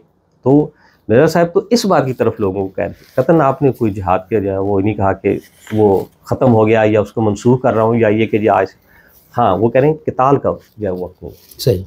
लेकिन उसके अंदर जब हम जिहाद कह रहे तो क़िताल ही के मान, ज़ाहिर से तो बाकी तबलीग कलम से और ये इसको तो नहीं, लेकिन वो तलवार वाली तलवार क़िताल जिहाद का जो आखिरी मरहला क़िताल, ठीक है। तो उसके अंदर यानी अब मैं ये समझा हूँ कि मिर्ज़ा साहब का मौक़िफ़ ये है कि भाई जो क़िताल है वो दिफाई है, वो दिफाई आप पे है। हमला होगा, आपके मज़हब के रास्ते में रुकावटें बनेंगी, तो आप उस वक़्त वो ताकत कुव्वत सब हो, तो ये नहीं कि एक बंदा उठ के शुरू करे। और उसमें दूसरी बात है ना कि वो तो एक आम बंदा भी देखें, वो तो मसलन आप फॉर एग्जांपल आप पे कोई बंदा आके अटैक कर रहा है, आपका पूरा राइट है, आप दिफा करेंगे आप। नहीं तो इसकी यही है ना, तो ये तो हो गया दिफाई जंग, ये दिफाई।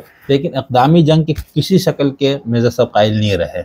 वो ये कहते हैं कि जंग सिर्फ दिफाई है। वो कहते हैं हाँ एग्रेशन का, वो हाँ वो कहते हैं एग्रेशन उस वक्त हो सकती है जब आपके बुनियादी हकूक मजहबी हकूक सल्ब कर लिए जाए, जिसको कुरान ने फितना का वो मजहबी जबर अगर है, मतलब आपके ऊपर आ जाता है जी, आज आपको कहे आप नमाज नहीं पढ़ेंगे, आप ये नहीं करेंगे, आपके जो आपके हकूक हैं वो अगर हो तो फिर आपका भी राइट आप करेंगे, लेकिन अदरवाइज नहीं। अच्छा, ये अल्लामा इकबाल भी देखे ना उसी दौर के हैं, और बल्कि उन पर इल्ज़ाम भी है कि वो कादियानी, और अभी तक लोग इसको वो करते हैं। और उससे बड़ी इतनी मोटी सी किताब भी आई है कि इकबाल और अहमदियत। फिर उनके शायद एक बेटा अहमदी ही रहे या उस तरह का कोई फैमिली का भी है, तो उन्होंने ये नज़म जो लिखी ना जिहाद के, फतवा है शेख का ये ज़माना कलम का है, दुनिया में अब रही नहीं तलवार कारगर। ये पूरे एक वो है, ये क्या है, ये मिर्ज़ा साहब की तरफ इशारा है, कह सकते हैं, हो सकता है शायराना एक उनकी है, लेकिन मैं नहीं कह सकता कि एग्जैक्टली उन्होंने मिर्ज़ा साहब के बारे में लिखा हो, लेकिन ये कि यही ना कलम का है ज़माना तलवार का नहीं, और ये सारा पूरी नज़म और ये बात दुरुस्त है। मतलब ये इसमें अगर अल्लामा इकबाल हैं, उन्होंने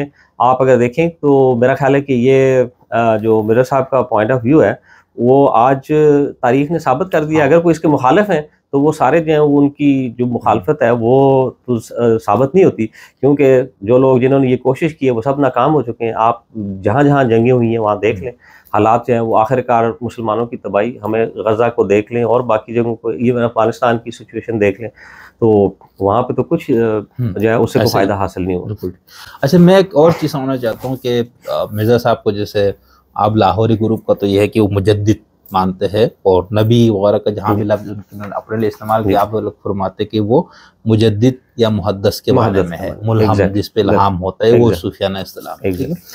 ये तो बात तय हो गई, लेकिन मैं आपसे ये समझना चाह रहा हूँ कि जब हम मुजद्दिद कहते हैं, जैसे मुजद्दिद अल्फ़सानी है, ये और भी बहुत से लोग गुजरे जिनको मुजद्दिदीन का टाइटल दिया गया, खासतौर पर अहले सुन्नत वल जमात के यहाँ तो काफ़ी सारे लोग ऐसे गुजरे।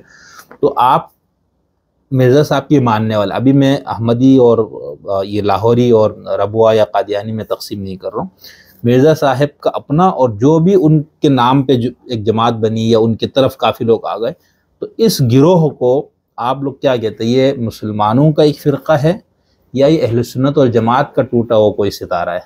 अच्छा, पहले तो ये कि असल में मिर्ज़ा साहब के जो मानने वाले हैं, जिसको हम जमात अहमदिया कहें, ये एक तहरीक है एक्चुअली, ये कोई फ़िरका नहीं है। अच्छा। ये नहीं है कि जैसे ना फ़िरका जैसे उस जिन मैनों में लिया जाता है वो नहीं है।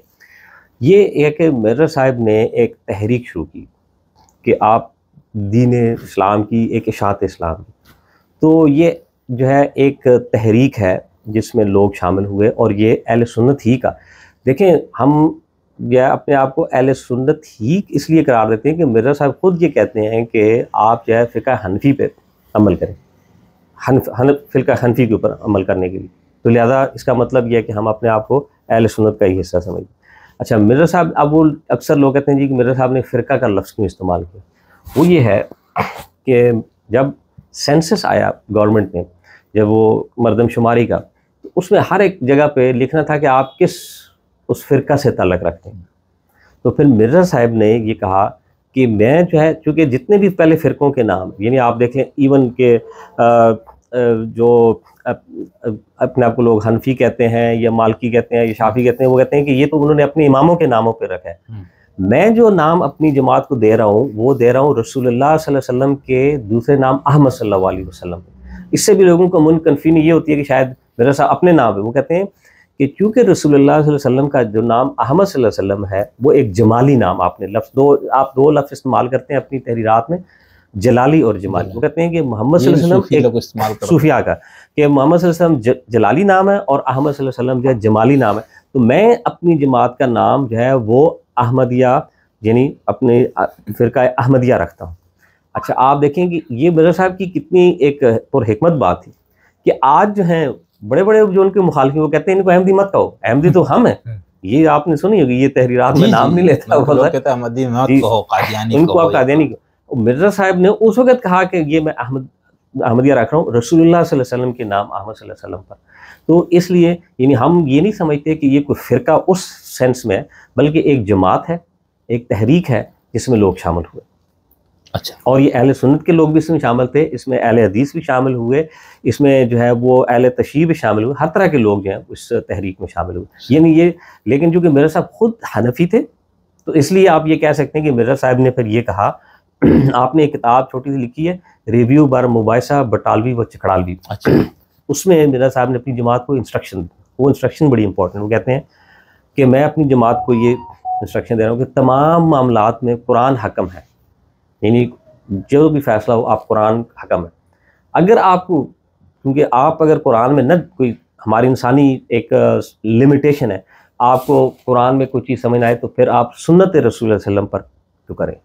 अगर सुन्नत रसूल में भी आपको कोई चीज़ नहीं मिलती तो फिर आप रसूलुल्लाह की हदीस में उसको करें, और अगर हदीस पे नहीं मिलती तो फिर आप जो है वो इजमा के ऊपर, और फिर ये कहा कि अगर नहीं तो फिर फ़िक़्ह हनफी पर अमल कर लें। ये मिर्ज़ा साहब ने अपनी जमात को दिया, और कहा कि अगर फिर नहीं तो फिर आप इत्तिहाद जो है कर ले अपनी जमात के लोग, जो किसी भी मामले। तो आपने इस मामले को बड़ी क्लैरिटी के साथ ये बयान किया कि ये दरअसल एक अहले सुन्नत, खुद चूँकि वो फिन थे, लेकिन जमात अहमदिया में हर तरह के लोग आए, यानी तकरीब अहले तशय्युअ, अहले सुन्नत, अहले हदीस, बहुत लोग जो हैं वो मुख्तलिफ जगहों से शामिल हुए। सही।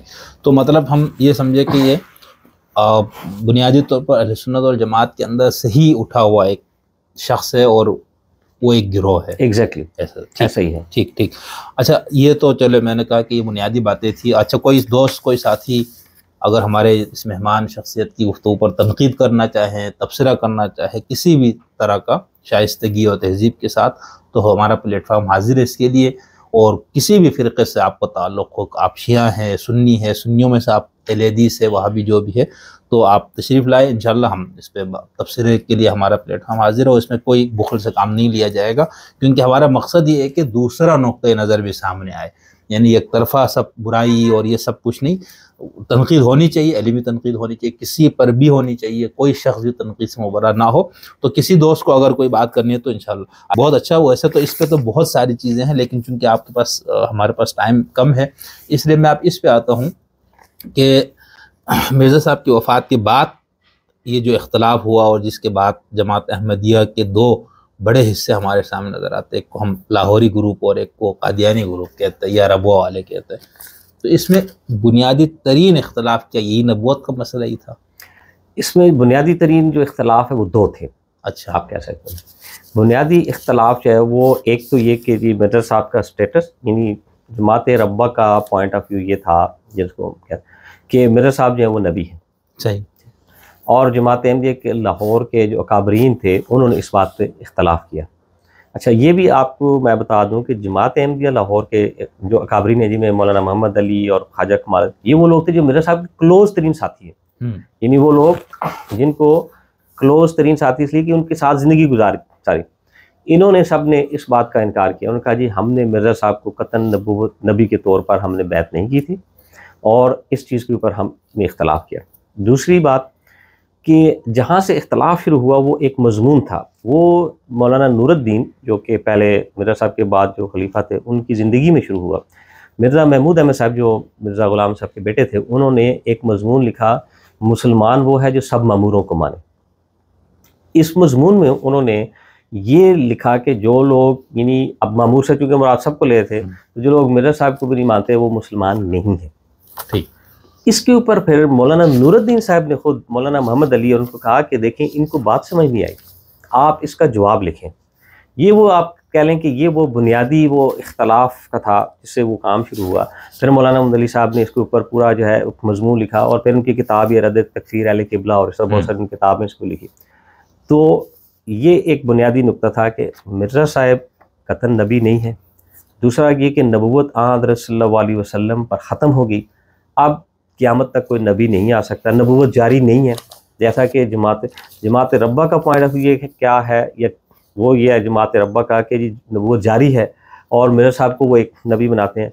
जमात लाहौर के काबरी ने कहा जी नबूवत ख़त्म हो गई, अब कोई नबी नहीं आ सकता। मिर्ज़ा साहब जो है उन्होंने नबूवत का दावा नहीं किया, ये एक।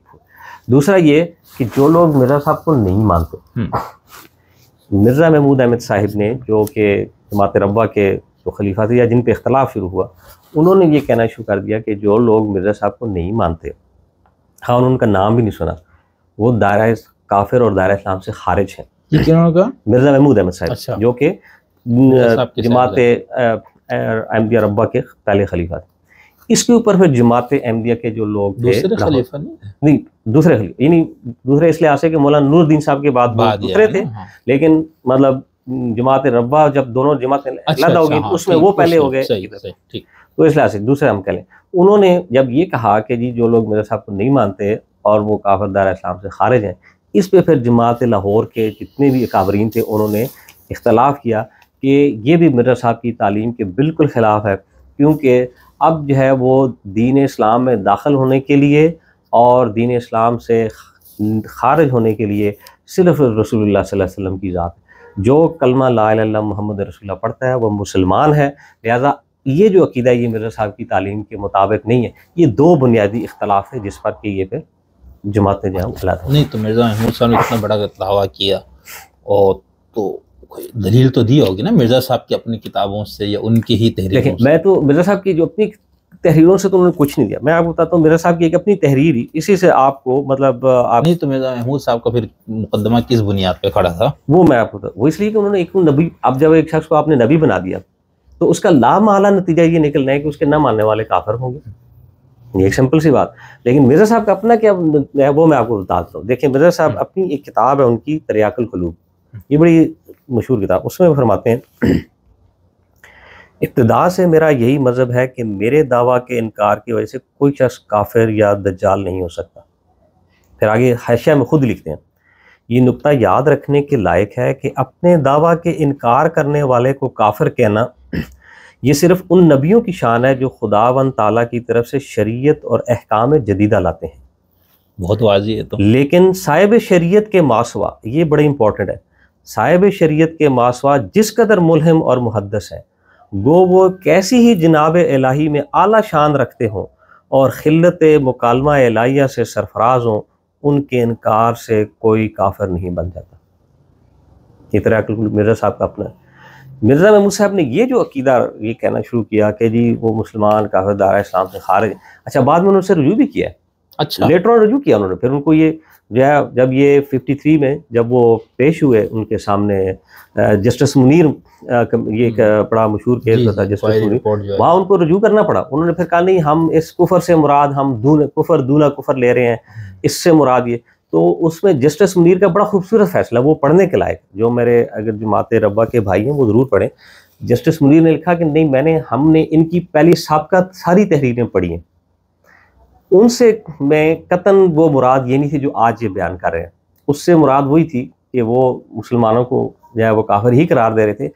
लेकिन अब चूँकि वो इस बात से रजू कर रहे हैं तो लिहाजा ठीक है, हम उसको मान लेते हैं। अगर कोई शख्स रजू करता है कोई हरज नहीं। अच्छा, उसमें देखें उनकी तहरीरात यहाँ, ये मिर्ज़ा महमूद साहब की अपनी किताब। फिर उनके जो बाद में मिर्ज़ा नाथर साहब थे, उन्होंने भी इस बात को थोड़ा और मॉडिफाई किया। अच्छा। उन्होंने फिर कहा कि हाँ, अगर कोई उनसे एक उनकी किताब है दौरा मगरब, उसमें वो मगरब के उन्होंने टूर किया, तो उसमें एक सहाफ़ी ने सवाल किया कि जो लोग आपको मुसलमान नहीं समझते, तो कहा वो नहीं समझते तो ठीक है, उनका हक है, लेकिन मैं तो जो है वो कुरान की खिलाफवर्जी नहीं कर सकता, मैं उनको फिर भी मुसलमान ही समझता हूँ। ये नहीं, उन्होंने इस हद तक फिर मॉडिफाई किया बाद में। लेकिन जो उनकी शुरू की तहरीरात जहाँ पे इख्तलाफ शुरू हुआ वो इस एक दो बुनियादों के ऊपर था। और मिर्ज़ा महमूद साहब ने चूँकि ये बात कही, हालांकि उनके पास कोई इस बात की दलील नहीं थी, लेकिन चूँकि जो उन्होंने मुकदमा खड़ा किया था कि मिर्ज़ा साहब नबी हैं, तो उसका लामहला नतीजा भी ये होना था कि न मानने वाला जो है वो फिर मुसलमान नहीं रहेगा। इस वजह से उनको फिर ये करना पड़ा। लेकिन बहरहाल ये आप कह सकते हैं कि 53 में फिर इसमें उन्होंने इसका रजू भी किया। सही। आज जस्टिस मुनीर की किताब छपी हुई मौजूद है, आम मिल जाती है, मिल जाती है उर्दू तर्जुमा के साथ। शायद वो इंग्लिश में लिखी है उन्होंने, बाद में उसका शायद तर्जुमा भी मौजूद है। काफ़ी अच्छी ज़ख़ीम किताब, उसके अंदर तमाम उन्होंने मुसलमान फिरकों के भी एग्जैक्टली लिखे हुए, उसमें मौलाना मौदूदी साहब भी और सारे लोग जितने भी थे सबको उन्होंने मुसलमान की डेफिनेशन तो उससे बड़ा वो हैरान हुए तारीफ पे, तो तारीफ भी नहीं, मुत्तफिक नहीं, एग्जैक्टली वो बड़ी इंटरेस्टिंग है, वो पढ़ने वाली है वो बहुत दिलचस्प चीज़ है। मेरे ख्याल से फिर बाद में मौदूदी साहब ने किसी ने कोई तफसीराती कोई किताब भी उन पे है या किसी और चीज़ पे, बार मौदूदी साहब का भी है कि वो। अच्छा, लेकिन ये है ना सर, मुझे तो ये एक उलझन है जो मेरे दिमाग से नहीं जा रहा है कि मिर्ज़ा साहब की समझ ले के 98% तहरीरें उर्दू में हैं, ठीक है, कुछ पंजाबी में चीज़ें और कुछ अरबी में, मेरा ख्याल पंजाबी में नहीं है, पंजाबी में एक दो अरबी में और फारसी में। अच्छा, फारसी में, ठीक है, नहीं वो एक दो चीज़ पंजाबी में कही है, कोई अशार है या कुछ, अच्छा एक आदमी, लेकिन ठीक है, चले वो शुमार। तो मतलब कि दूसरा फिर ये सारे के सारे, यानी जिसको हम रबुआ वाली जमात आप कहें और लाहौरी जमात, ये सब के सब उसी ज़बान के समझने वाले बड़े माहिरीन, मतलब कोई मसला नहीं, ठीक है। फिर इतना बड़ा इख्तलाफ, तो मसला ये है कि मिर्ज़ा साहब के अपनी तहरीरों में फिर मसला है, इससे तो हमें यही समझ में आता है। मिर्ज़ा साहब की तो अपनी किसी तहरीर में ऐसी चीज़ नहीं आई। आपने तो जो इख्तिलाफ़ात पढ़े उससे तो हमें यही लग रहा है ना कि मसला नहीं है। मैं आपको एक और मसला इससे ना, उनके बाद एक उनकी किताब है हकीकत तलवी, जो आखिरी असल में लिखी है, और उन्होंने वो भी उसमें फिर वो कहते हैं कि बिलाखिर इस खात्मा में चंद अमूर ज़रूरिया बयान करके रिसाला को ख़त्म करते हैं। अजान जुमला एक ये कि डॉक्टर अब्दुल हकीम खान, ये मेरे साहब के एक साथी जो बाद में उनसे अलहदा हो गए थे, और फिर उन्होंने इन पे वो कहते हैं अपने रसाला अल मसीह दज्जाल वगैरह में मेरे पर ये इल्ज़ाम लगाता है कि गोया मैंने अपनी किताब में ये लिखा है कि जो शख्स मेरे पर ईमान नहीं लाएगा गो वो मेरे नाम से भी बेखबर होगा, और गो वो ऐसे मुल्क में होगा जहाँ तक मेरी दावत नहीं पहुँची तब भी वो काफिर हो जाएगा और दोज़ख में पड़ेगा। ये डॉक्टर मज़कूर का सरासर इफ्तरा है, मैंने किसी किताब या किसी इश्तिहार में ऐसा नहीं लिखा। ये मेरे साहब अपनी आखिरी ज़िंदगी में उस पर फ़र्ज़ है कि वो ऐसी कोई मेरी किताब पेश करे जिसमें ये लिखा है। याद रहे कि उसने महज चालाकी से, जैसा कि उसकी आदत है, ये इफ्तरा मेरे पर किया है। ये तो ऐसा अमर है कि बदाहत कोई अक्ल इसको कबूल नहीं कर सकती, वो कहते हैं ये अक्ल भी नहीं कबूल कर सकती। जो शख्स बकुल्ली नाम से बेखबर है उस पर मुआवजा क्यों कर हो सकता है, ठीक है। इन्हीं मिर्ज़ा साहब जो हैं वो सिर्फ और सिर्फ किस बात की बात करते हैं कि ये तो एक अकल भी तस्लीम नहीं करती कि कोई इंसान जो है वो ये कहे जी कि जिसने नाम ही नहीं सुना वो उस पर काबिल मुआवजा है। वो आगे कहते हैं, यानी वो आगे, यानी वो जिसको मिर्ज़ा महमूद साहब ने, जहाँ आप कह सकते हैं कि कहाँ उनको वो कन्फ्यूजन हुई या उन्होंने कैसे, वो आगे फरमाते हैं, हाँ मैं ये कहता हूँ कि चूँकि मैं मसीह मौद हूँ, वही जो मैंने टर्मिनोलॉजी पीछे इस्तेमाल, और खुदा ने आमतौर पर मेरे लिए आसमान से निशान ज़ाहिर किए, बस जिस शख्स पर मेरे मसीह मौद होने के बारे में खुदा के नज़दीक इत्माम में हुज्जत हो चुका, आम बात नहीं कि खाली नाम सुने, इत्माम में हुज्जत एक आपको पता है वो चीज़ है जिसमें आपने क्लैरिटी के साथ हर चीज़ वादे कर और मेरे दावा पर इतला पा चुका और वो काबिल मुआखज़ा, क्योंकि खुदा के फरिश्तादों से दानिस्ता मुँह फेरना ऐसा अमर नहीं है कि इस पर कोई गिरफ्त ना हो, इस गुनाह का दादखा मैं नहीं हूँ। फिर वो देखें, ये नहीं कहते कि मेरी वजह से आप, बल्कि एक ही है जिसकी तायद के लिए मैं भेजा गया, यानी हज़रत मोहम्मद मुस्तफ़ा सल्लल्लाहु अलैहि वसल्लम। जो शख्स मुझे नहीं मानता वो मेरा नहीं बल्कि उसका नाफरमान है जिसने मेरे आने की पेशगोई की। यानी अगर ये जो लफ्ज़ है वो सिर्फ उसमें भी ये काफिर नहीं कह रहे, ना ही दायरा इस्लाम से खारिज कर रहे हैं, वो कह रहे हैं कि सिर्फ इतना है कि अगर नहीं मानता तो वो खुदा जो है उसका मुआवजा करेगा, और किस वजह से कि रसूलुल्लाह सल्लल्लाहु अलैहि वसल्लम की ज़ात की वजह से, ना कि मेरी हैसियत, मेरी कोई हैसियत नहीं।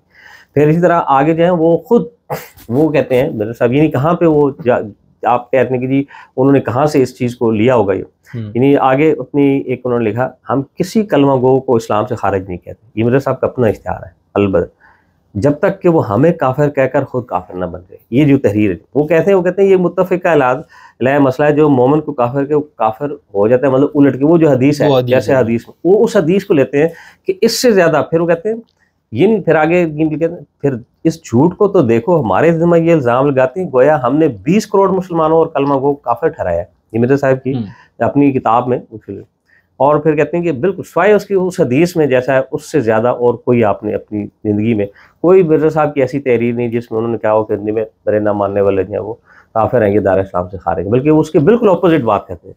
मिर्ज़ा महमूद साहब जो हैं वो चूँकि क्योंकि उन्होंने मिर्ज़ा साहब को नबी बनाया, तो अब उसका लामहला नतीजा ये था कि उनको ना मानने वालों को काफिर के, अगरचे बाद में वो तावील करते हैं, फिर उसमें वो बहुत सारे हवाले भी देते हैं कि जी कुफर दूना कुफर है, फिर वो जो नमाज नहीं पढ़ता मन तरक सलात फ़क़त काफरा, वो उसकी तरफ तशरीह करते हैं। लेकिन बुनियादी तौर पर अगर खाली उस हद तक भी मामला तो ठीक, लेकिन जब ये कह देना कि जी वो जिसने नाम नहीं सुना काफिर दायरा इस्लाम से खारिज है, तो ये एक बड़ी बात थी और यही वजह थी जिसकी वजह से कि फिर दूसरे आमतुल मुस्लिमीन का भी रिएक्शन आया। सही, ये भी एक बुनियादी वजह थी। ठीक। लेकिन इसमें ना अगर जैसे मिर्ज़ा साहब का भी आपने वो हदीस का उन्होंने कोट करके बताया कि जो हमारी तकफीर करे, तो उस हदीस के रूह से अगर मिर्ज़ा महमूद साहब इतनी दलील बना लेते तो फिर भी शायद इतना मसला नहीं था, फिर भी ना होता। लेकिन आप ये फरमा रहे कि उन्होंने नबी को बुनियाद बनाया, क्योंकि मिर्ज़ा साहब नबी हैं और जो इसका इनकार करे वो काफिर होगा। और आप ये कह रहे हैं कि फिर जस्टिस मुनीर वाले उसमें उन्होंने रुजू भी कर लिया, रुजू भी किया। ठीक है, वहाँ उन्होंने ये कहा कि जी नहीं, इससे मुराद में कुफर दूना कुफर ही ले रहा हूँ। हाँ, वो हमारे बड़ी बहस इस पे जो तकफीर में आते हैं कि कोई जो कुरान में भी वो लम यहकुम बिमा अंज़लल्लाह, तो उस पे ये बहस है कि कुफर से क्या कुफर है, हकीकी मुराद है या कुफर दूना कुफर। ठीक, तो आप फरमा रही है। तो इसके अंदर फिर मिर्ज़ा महमूद ने नबी या नबूवत की बुनियाद पे जब ये बात की, तो अब आपने जो मिर्ज़ा साहब की तहरीरें सुनाई या जो बाकी मौजूद है हवालों के साथ, तो उससे तो बिल्कुल वाज़ेह हो रहा है 2 और 2 4 की तरह कि वो तकफीर नहीं कर रहे, वो अपने आप को उस मफ़हूम में, जाहिर बात अगर वो अपने आप को उस मफ़हूम में नबी समझते तो भाई उनके कहने की ज़रूरत नहीं है ना, जो नबी का इनकार करेगा वो तो वैसे ही काफिर होगा। तो फिर क्या मिर्ज़ा महमूद को कोई इल्हाम हुआ था या कोई सियासी मसला था या कोई अंदरूनी कोई चीज़ थी, कोई ख्वाहिश नफ्स का नतीजा, ये आप क्या समझते हैं? आपका तो चूंकि इन सब चीज़ों पर बहुत गहरा मुतालिया है, नज़र है। मेरा जो आप कह सकते हैं, मैं चूँकि वो कहते हैं ना कि वो इन्नमल अमालु बिन्नियात, नियत तो खुदा बेहतर जानता है, मैं कुछ नहीं कह सकता। लेकिन ये है कि चूँकि उन्होंने जब ये एक चीज़ शुरू की कि मिर्ज़ा साहब नबी हैं, इस मामले को जब उन्होंने उठाया, तो उसमें फिर उनके पास जो है वो एक ही रास्ता बचता था कि फिर वो आम मुसलमानों की तकफीर है। अच्छा, उसमें एक और बात भी है, उन्होंने ये बात भी एक मौलाना मोहम्मद अली रहमत को एक दफ़ा लिखा, उन्होंने कहा कि उन्होंने कहा कि आप लोगों को काफिर कहते हैं। उन्होंने कहा कि आपको पता है कि कोई भी कौम बगैर असबियत के कायम नहीं हो सकती। तो मौलाना मोहम्मद अली साहब ने उनको कहा कि मियाँ साहिब, आप बात दुरुस्त करें कि कोई कौम या कोई जमात असबियत के बगैर कायम नहीं होती, लेकिन आप असबियत अमर हक पे रखें, अमर बातल पे ना रखें। आप जो असबियत कायम कर रहे हैं वो अमर बातल पे रख रहे हैं। और ये जो है, और इसलिए फिर मौलाना मोहम्मद अली साहब ने अपनी किताब में लिखा कि जमात रब्बा के पास सिर्फ 2 ही राहें बाकी रह जाएंगी, या तो वो उम्मत से बिल्कुल कट जाएंगे या फिर उन्हें इससे रुजू करना पड़ेगा। सही। और मेरा ख्याल है कि ज़्यादा बेहतर ये है कि उससे उन्होंने कुछ हद तक रुजू किया, और कुछ और रुजू कर लें तो मामला काफ़ी हद तक ठीक हो जाएगा। नहीं, अब तो अच्छा, ठीक। अच्छा, दूसरा ये बताना कि क्या मिर्ज़ा साहब की अपनी ज़िंदगी में या खलीफा अव्वल, जो पहले खलीफा, क्या नाम, मौलाना नूरुद्दीन, तो उस दौर तक ये इख्तलाफ नहीं था? नहीं, उस दौर तक, यानी आप ये कह सकते हैं कि ये जो इख्तलाफ शुरू उनकी ज़िंदगी में ही हो गया था, ज़िंदगी में। ये मैं समझ, यानी अगरचे जमात अल-अदर, ये जो मजमून उन्होंने मिर्ज़ा महमूद साहब ने लिखा था, ये खलीफा अव्वल की ज़िंदगी में लिखा था। नहीं, मिर्ज़ा साहब की ज़िंदगी में तो नहीं, मिर्ज़ा साहब कोई ऐसा मसला नहीं, मिर्ज़ा साहब की ज़िंदगी में नहीं। ये मिर्ज़ा महमूद साहब ने मौलाना नूरुद्दीन साहब की ज़िंदगी में शुरू, जो पहले खलीफा थे, उनकी ज़िंदगी पहले, उनसे पहले कोई इख्तलाफ। और फिर ये इख्तलाफ बढ़ता हुआ 2 गिरोहों में तकसीम कब हो जाता है? 1914 में, 1914। 1914 में जब मौलाना नूरुद्दीन साहब फौत होते हैं, तो उस वक़्त फिर जो है ये 2 जमातें जो है वो अलहदा होगी, इन्हीं 2 पॉइंट्स के ऊपर। अच्छा, अब इसमें एक जो आए ख़त्म नबूवत है, उसके हवाले से मिर्ज़ा साहब का अपना क्या है, अहमदी लाहौरियों का क्या मौक़िफ़ है और अहमदी कादियानियों का क्या मौक़िफ़ है? माकाना मोहम्मद नबा हदन में रिजालतुम वलाकिन रसूलुल्लाह खातमुन नबिय्यीन। उसमें देखें जमात अहमदिया लाहौर का और मिर्ज़ा साहब का पॉइंट ऑफ व्यू एक ही है कि रसूलुल्लाह सल्लल्लाहु अलैहि वसल्लम जो है मर्दों में से किसी के बाप नहीं, और आप नबियों को ख़त्म करने वाले हैं।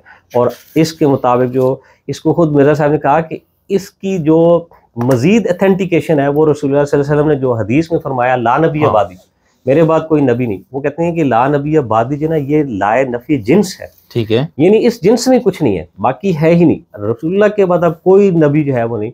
तो हमारा जो पॉइंट ऑफ व्यू एग्जैक्टली वही जो अहले सुन्नत का पॉइंट ऑफ व्यू है, और मिर्ज़ा साहब भी उसी को बयान करते हैं।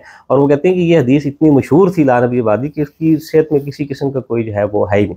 तो इसलिए जो हमारा पॉइंट ऑफ व्यू है खत्म नबूवत के बारे में, वही है जो आमतुल मुस्लिमीन का। अच्छा, और अभी जो रबो वालों का क्या नुक्ता नज़र है? वो तो उनका नुक्ता नज़र जो है ना, वो ज़्यादा बेहतर तो यह खैर उनसे पूछा जाए, लेकिन जो उनका आम जो वो अपना देते हैं, वो कहते हैं कि नबूवत जारी है।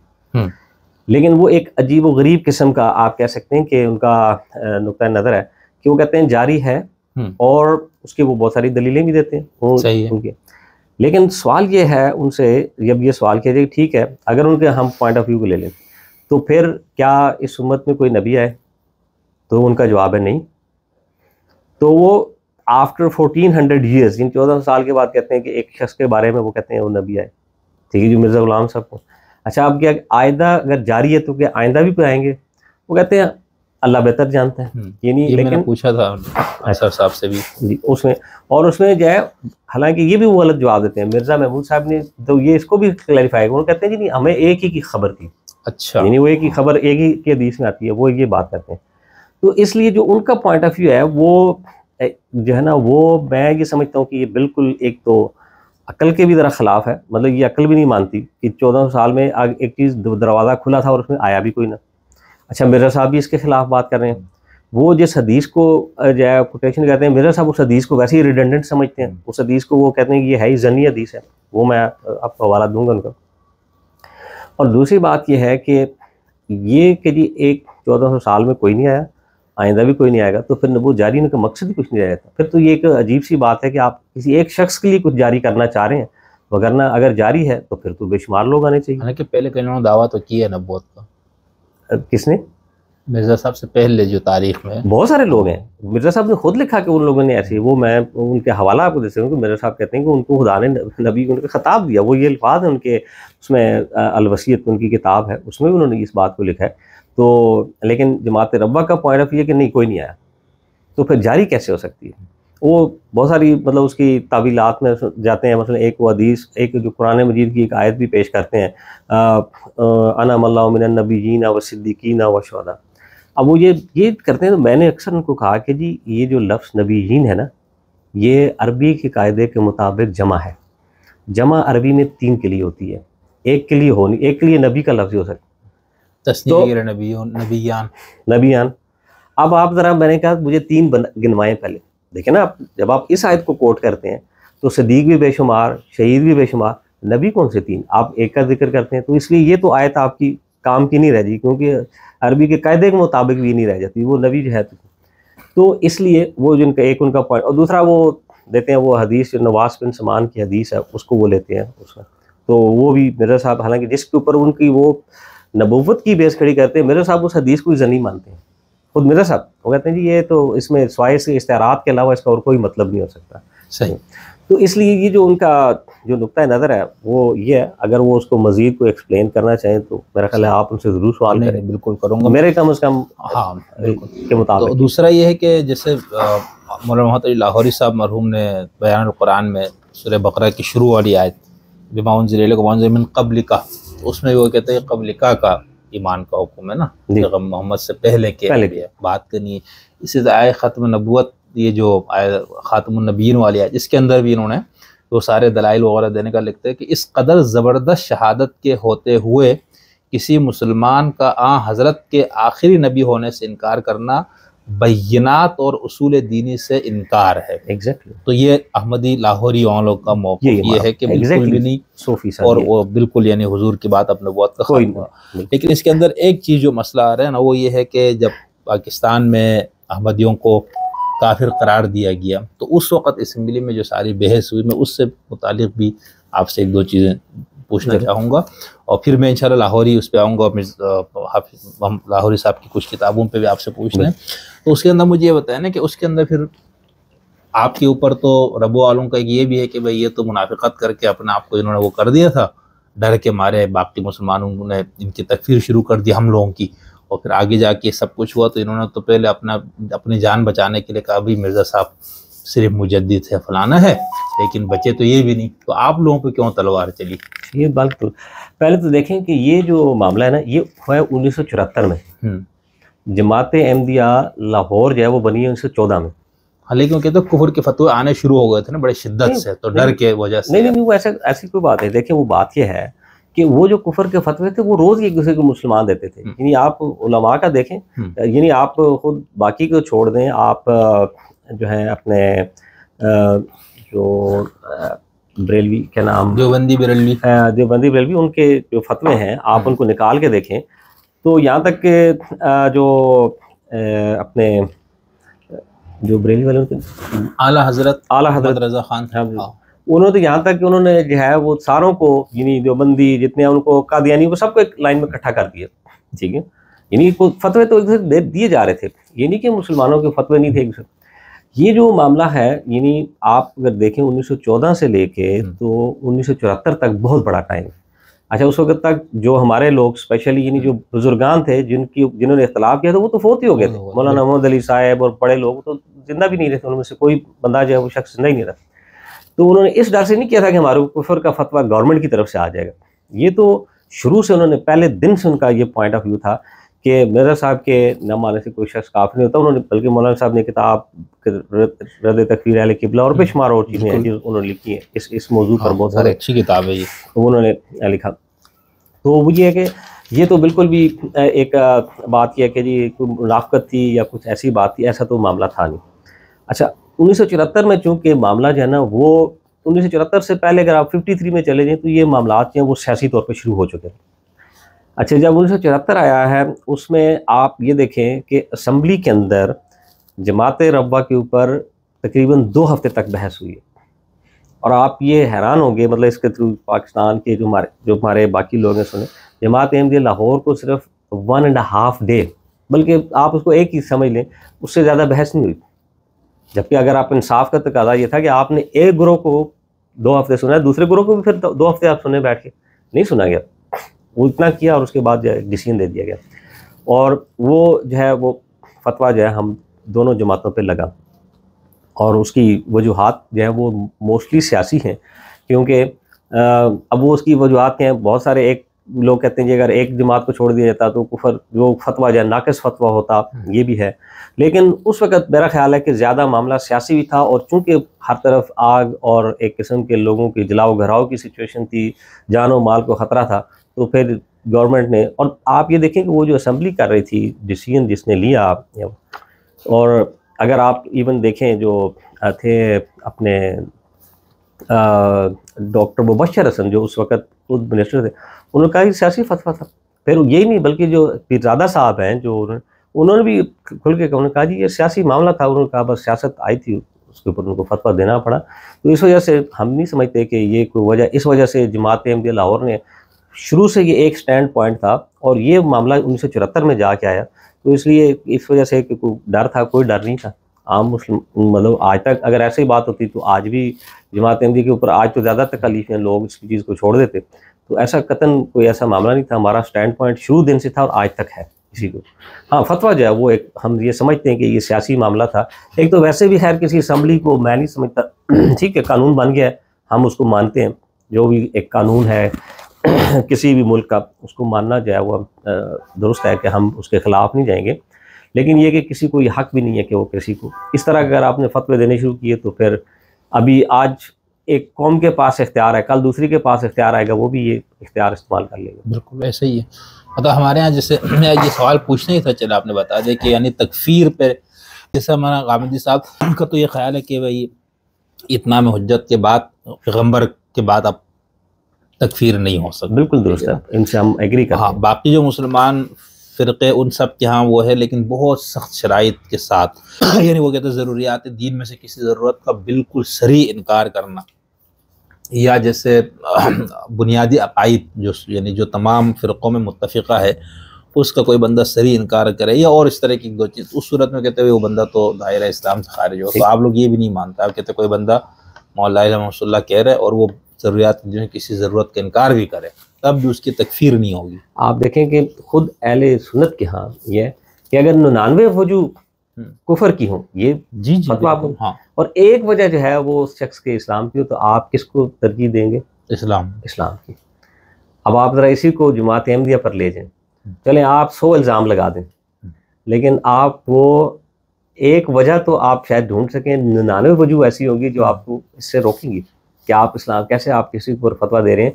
एक ऐसे जो लोग, अब देखिए, अच्छा फिर रसूल करीम सल्लल्लाहु अलैहि वसल्लम ने तो इसमें इस हद तक एहतियात फरमा दी। आपने जंग के दौरान जब ये वाक़या हुआ और आप जानते हैं, तो आपने कहा हाल शक़क़ तक कल्ब हो, कहते उन्हें उसका सीना चीर कर देखा था। हो सकता है उस वक्त उसने ला इलाहा इल्लल्लाह मुहम्मद। अच्छा, ये सारे उलमा ये हदीस भी पेश करते हैं जी, मन काला ला इलाहा फदखल जन्नत, ये भी है। तो ये जो हदीस है, इनको जब आप इसी एक कौम के ऊपर जो आपके सामने ये कह रही है कि ला इलाहा इल्लल्लाह मुहम्मद रसूलुल्लाह, यही अकीदा है और रसूलुल्लाह सल्लल्लाहु अलैहि वसल्लम खातमुन नबिय्यीन है, आपके बाद कोई नबी नहीं आ सकता, आप फिर कह रहे हैं नहीं वो काफिर है। तो कल आप देखें कि आप खुदा की अदालत में क्या जवाब दे रहे होंगे। बिल्कुल। लेकिन अच्छा इसमें ये होता है ना कि आप चले रबुआ वालों का तो उसमें काफिर कर दिया, लेकिन जब आप लोगों का मौक़िफ़ सुना गया असेंबली में तो फिर क्या था उसमें?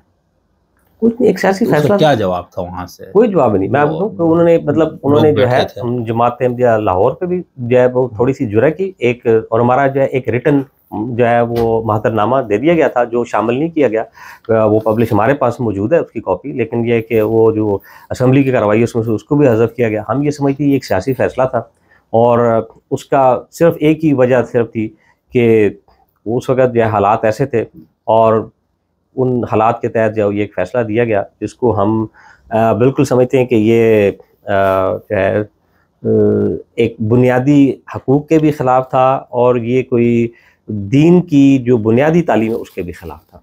और ये जो है आप अगर कुछ भी ना लें तो एक ही हदीस रसूलुल्लाह सल्लल्लाहु अलैहि वसल्लम की ले लें जिसमें आपने कहा कि मन अकला ज़बीहतना वस्तक़बला क़िबलतना ज़ालिकल मुस्लिम, वो मुसलमान है। तो आपने एक कौम जो मनसल्ला सलातना जो हमारी तरह नमाज पढ़े, वाकला ज़बीहतना वस्तक़बला क़िबलतना, ये तीन तो शराइत, क्या ये शराइत मौजूद नहीं थी? उसके बावजूद अगर आप कौम ने किया है तो फिर ये वो लोग इस चीज़ का जवाब दें कि उन्होंने क्यों किया, वो क्या वजूहत थी। और वो उनके वो लोग जो करीब तरीन थे, यानी भुट्टो साहब तो खुद चले गए दुनिया से, फौत हो गए, जो मामला हुआ तो अल्लाह के यहाँ है। उनके जो करीब तरीन लोग थे, यानी वो लोग जो इस फैसले को करवाने में आप कह सकते हैं, यानी डॉक्टर मुबशर हसन और ये पीरज़ादा साहब, उन्होंने खुद कहा कि जी सियासी फैसला था, हमारी मजबूरी थी, हमें करना था, वो कर दिया। लेकिन इसके अंदर मुझे तो भुट्टो की जो शख्सियत जिसको हम जानते हैं वो बिल्कुल एक सोशलिस्ट माइंड के, कोई मज़हब का कोई इतना वो नहीं। अब तो चलो पीपल्स पार्टी वाले पता नहीं वो कहेंगे नहीं वो बहुत बड़े मुजद्दिद थे या इस तरह नहीं है, जाहिर उनके ख्यालात मौजूद है। दूसरा ये है कि उसके बाद भी हमें नहीं पता, मैं तो कहीं नहीं देखा बेनज़ीर को या किसी को उन्होंने इसको क्रेडिट के तौर पर बयान किया हो जलसों में, मुझे नहीं याद कि आपके इल्म में है कि भाई हम जैसे वो एटमी दम बला ये चीज़ें बताते हैं और उसमें यानी बाकायदा इसको फ़ख्र के तौर पर बड़ी लीडरशिप की तरफ से कि हमने अहमदियों को भी काफिर करार, ये मैंने नई गुफ्तगू सुनी इनकी। तो मुझे तो ये लगता है कि ये लोग तो अब इसको मतलब उस वक्त कर लिया, लेकिन इनके अंदर ऐसा नहीं था। तो इसकी तौजीह मुझे एक समझ में आती है, वो मैं आपको बताता हूँ, लेकिन आपका क्या ख्याल है? यानी कि भाई ये शख्स खुद मजहबी लिहाज से इनका ये है लिबरल तो नहीं कहने चाहिए, सोशलिस्ट है भुट्टो साहब ना बाकायदा, और जो हकीकी सोशलिस्ट है वो तो मज़हब से ही उसका वो नहीं होता। लेकिन हम भुट्टो साहब के बारे में नहीं कहते, मुसलमान थे, जाहिर सी बात है, लेकिन उनको ये नहीं था कि कोई गिरोह को हम ऐसे कर दें। तो उसमें क्या उस वक्त के जो पिछले फसादात होते आ रहे थे और फिर जो हमारे फ़िक़ही मसालिक का ये मुत्तफ़िक़ा वो है फ़िक़ही मसला कि भाई वो आदमी या वो गिरोह जो दायरा इस्लाम से खारिज हो गया हमारी नज़र में और इसके बावजूद वो अपने मुसलमान होने पर इसरार करे, तो उनके यहाँ वो ज़िंदीक़ है और ज़िंदीक़ को ज़िंदा रहने का हक़ नहीं है। तो क्या उलमा की तरफ से ये भी था कि भाई हम जितने अहमदी सबको कत्ल करके ही छोड़ेंगे? उससे बचने के लिए भुट्टो ने यह किया कि भाई कम से कम इनकी जान माल इज़्ज़त आबरू इनकी इंसानी हुकूक महफूज हो जाए कि गैर मुस्लिम अक़लियत करार दे के। ये वजह हो सकती है या आप लोग कुछ और चीज़ें भी समझते हैं? मेरा ख्याल ये भी खैर एक वजह इस वजह से भी हो सकती है क्योंकि उस वक्त जो है ना ऑलरेडी लोगों की बहुत सारे लोग मारे गए, जी, और घर जला रहे थे लोग, बेशुमार जो है वो ये चीज़ें थी। तो एक वजह ये भी हो सकती है उनके जहन में आया हो कि अच्छा इस वक्त जो है इस आग को ठंडा करने का एक तरीका ये भी है, ये भी एक बुनियादी वजह जो है वो हो सकती है। और दूसरी वजह कि मैं समझता हूँ कि इसमें खुद भुट्टो साहब का शायद बहुत बड़ा रोल था भी नहीं, क्योंकि वो he was not a religious man. हाँ ठीक है, वो बड़े आदमी थे, मतलब ठीक है, उनकी अपनी एक पॉलिटिकल लीडर। बुनियादी तौर पर पीछे जो लोग यानी जो मजहबी ताकतें थीं जो ऑलरेडी इससे पहले 53 में भी ये चीज़ कर चुकी थी, वो उनका एक बड़ा रोल था। और उन लोगों का जब, और क्योंकि जो सियासतदान होता है उसको एक जो है ना वो अपनी हमायत भी चाहिए। अब उनको ज़ाहिर बात है भुट्टो साहब को अपनी हमायत चाहिए थी और वो ये लोग थे उस वक्त, अगरचे वही लोग हैं जिन्होंने बाद में उनको फांसी पे चढ़ा दिया, निज़ाम मुस्तफ़ा की तहरीक चला के। आप बात देखें कि ये वही लोग थे और फिर भी लोग थे जिन्होंने भुट्टो साहब को कहा कि जनाब ये तो खुद मुसलमान नहीं है, और भुट्टो साहब अदालत में चीखना शुरू हो गया कि जनाब मुझे आप मुसलमान नहीं करा दे रहे। ये बात तो ये बात आपकी काफ़ी तक दुरुस्त हो सकती है कि भुट्टो साहब ने ये सोचा होगा कि इस वक्त इस आग को ठंडे करने का तरीका ही है। और एक जो दूसरी एक जो वजह भी हो सकती है वो ये था कि उस वक़्त आपको पता होगा जब भुट्टो साहब पहली दफ़ा जीते तो उस वक़्त इनको बहुत बड़ी सपोर्ट जमात अहमदिया रब्बा की थी, क्योंकि वो बड़ी ऑर्गेनाइज्ड जमात थी और बड़ी उनकी तादाद थी, वोट थे उनके, उन्होंने इनको बहुत ज़्यादा इसमें हेल्प किया था।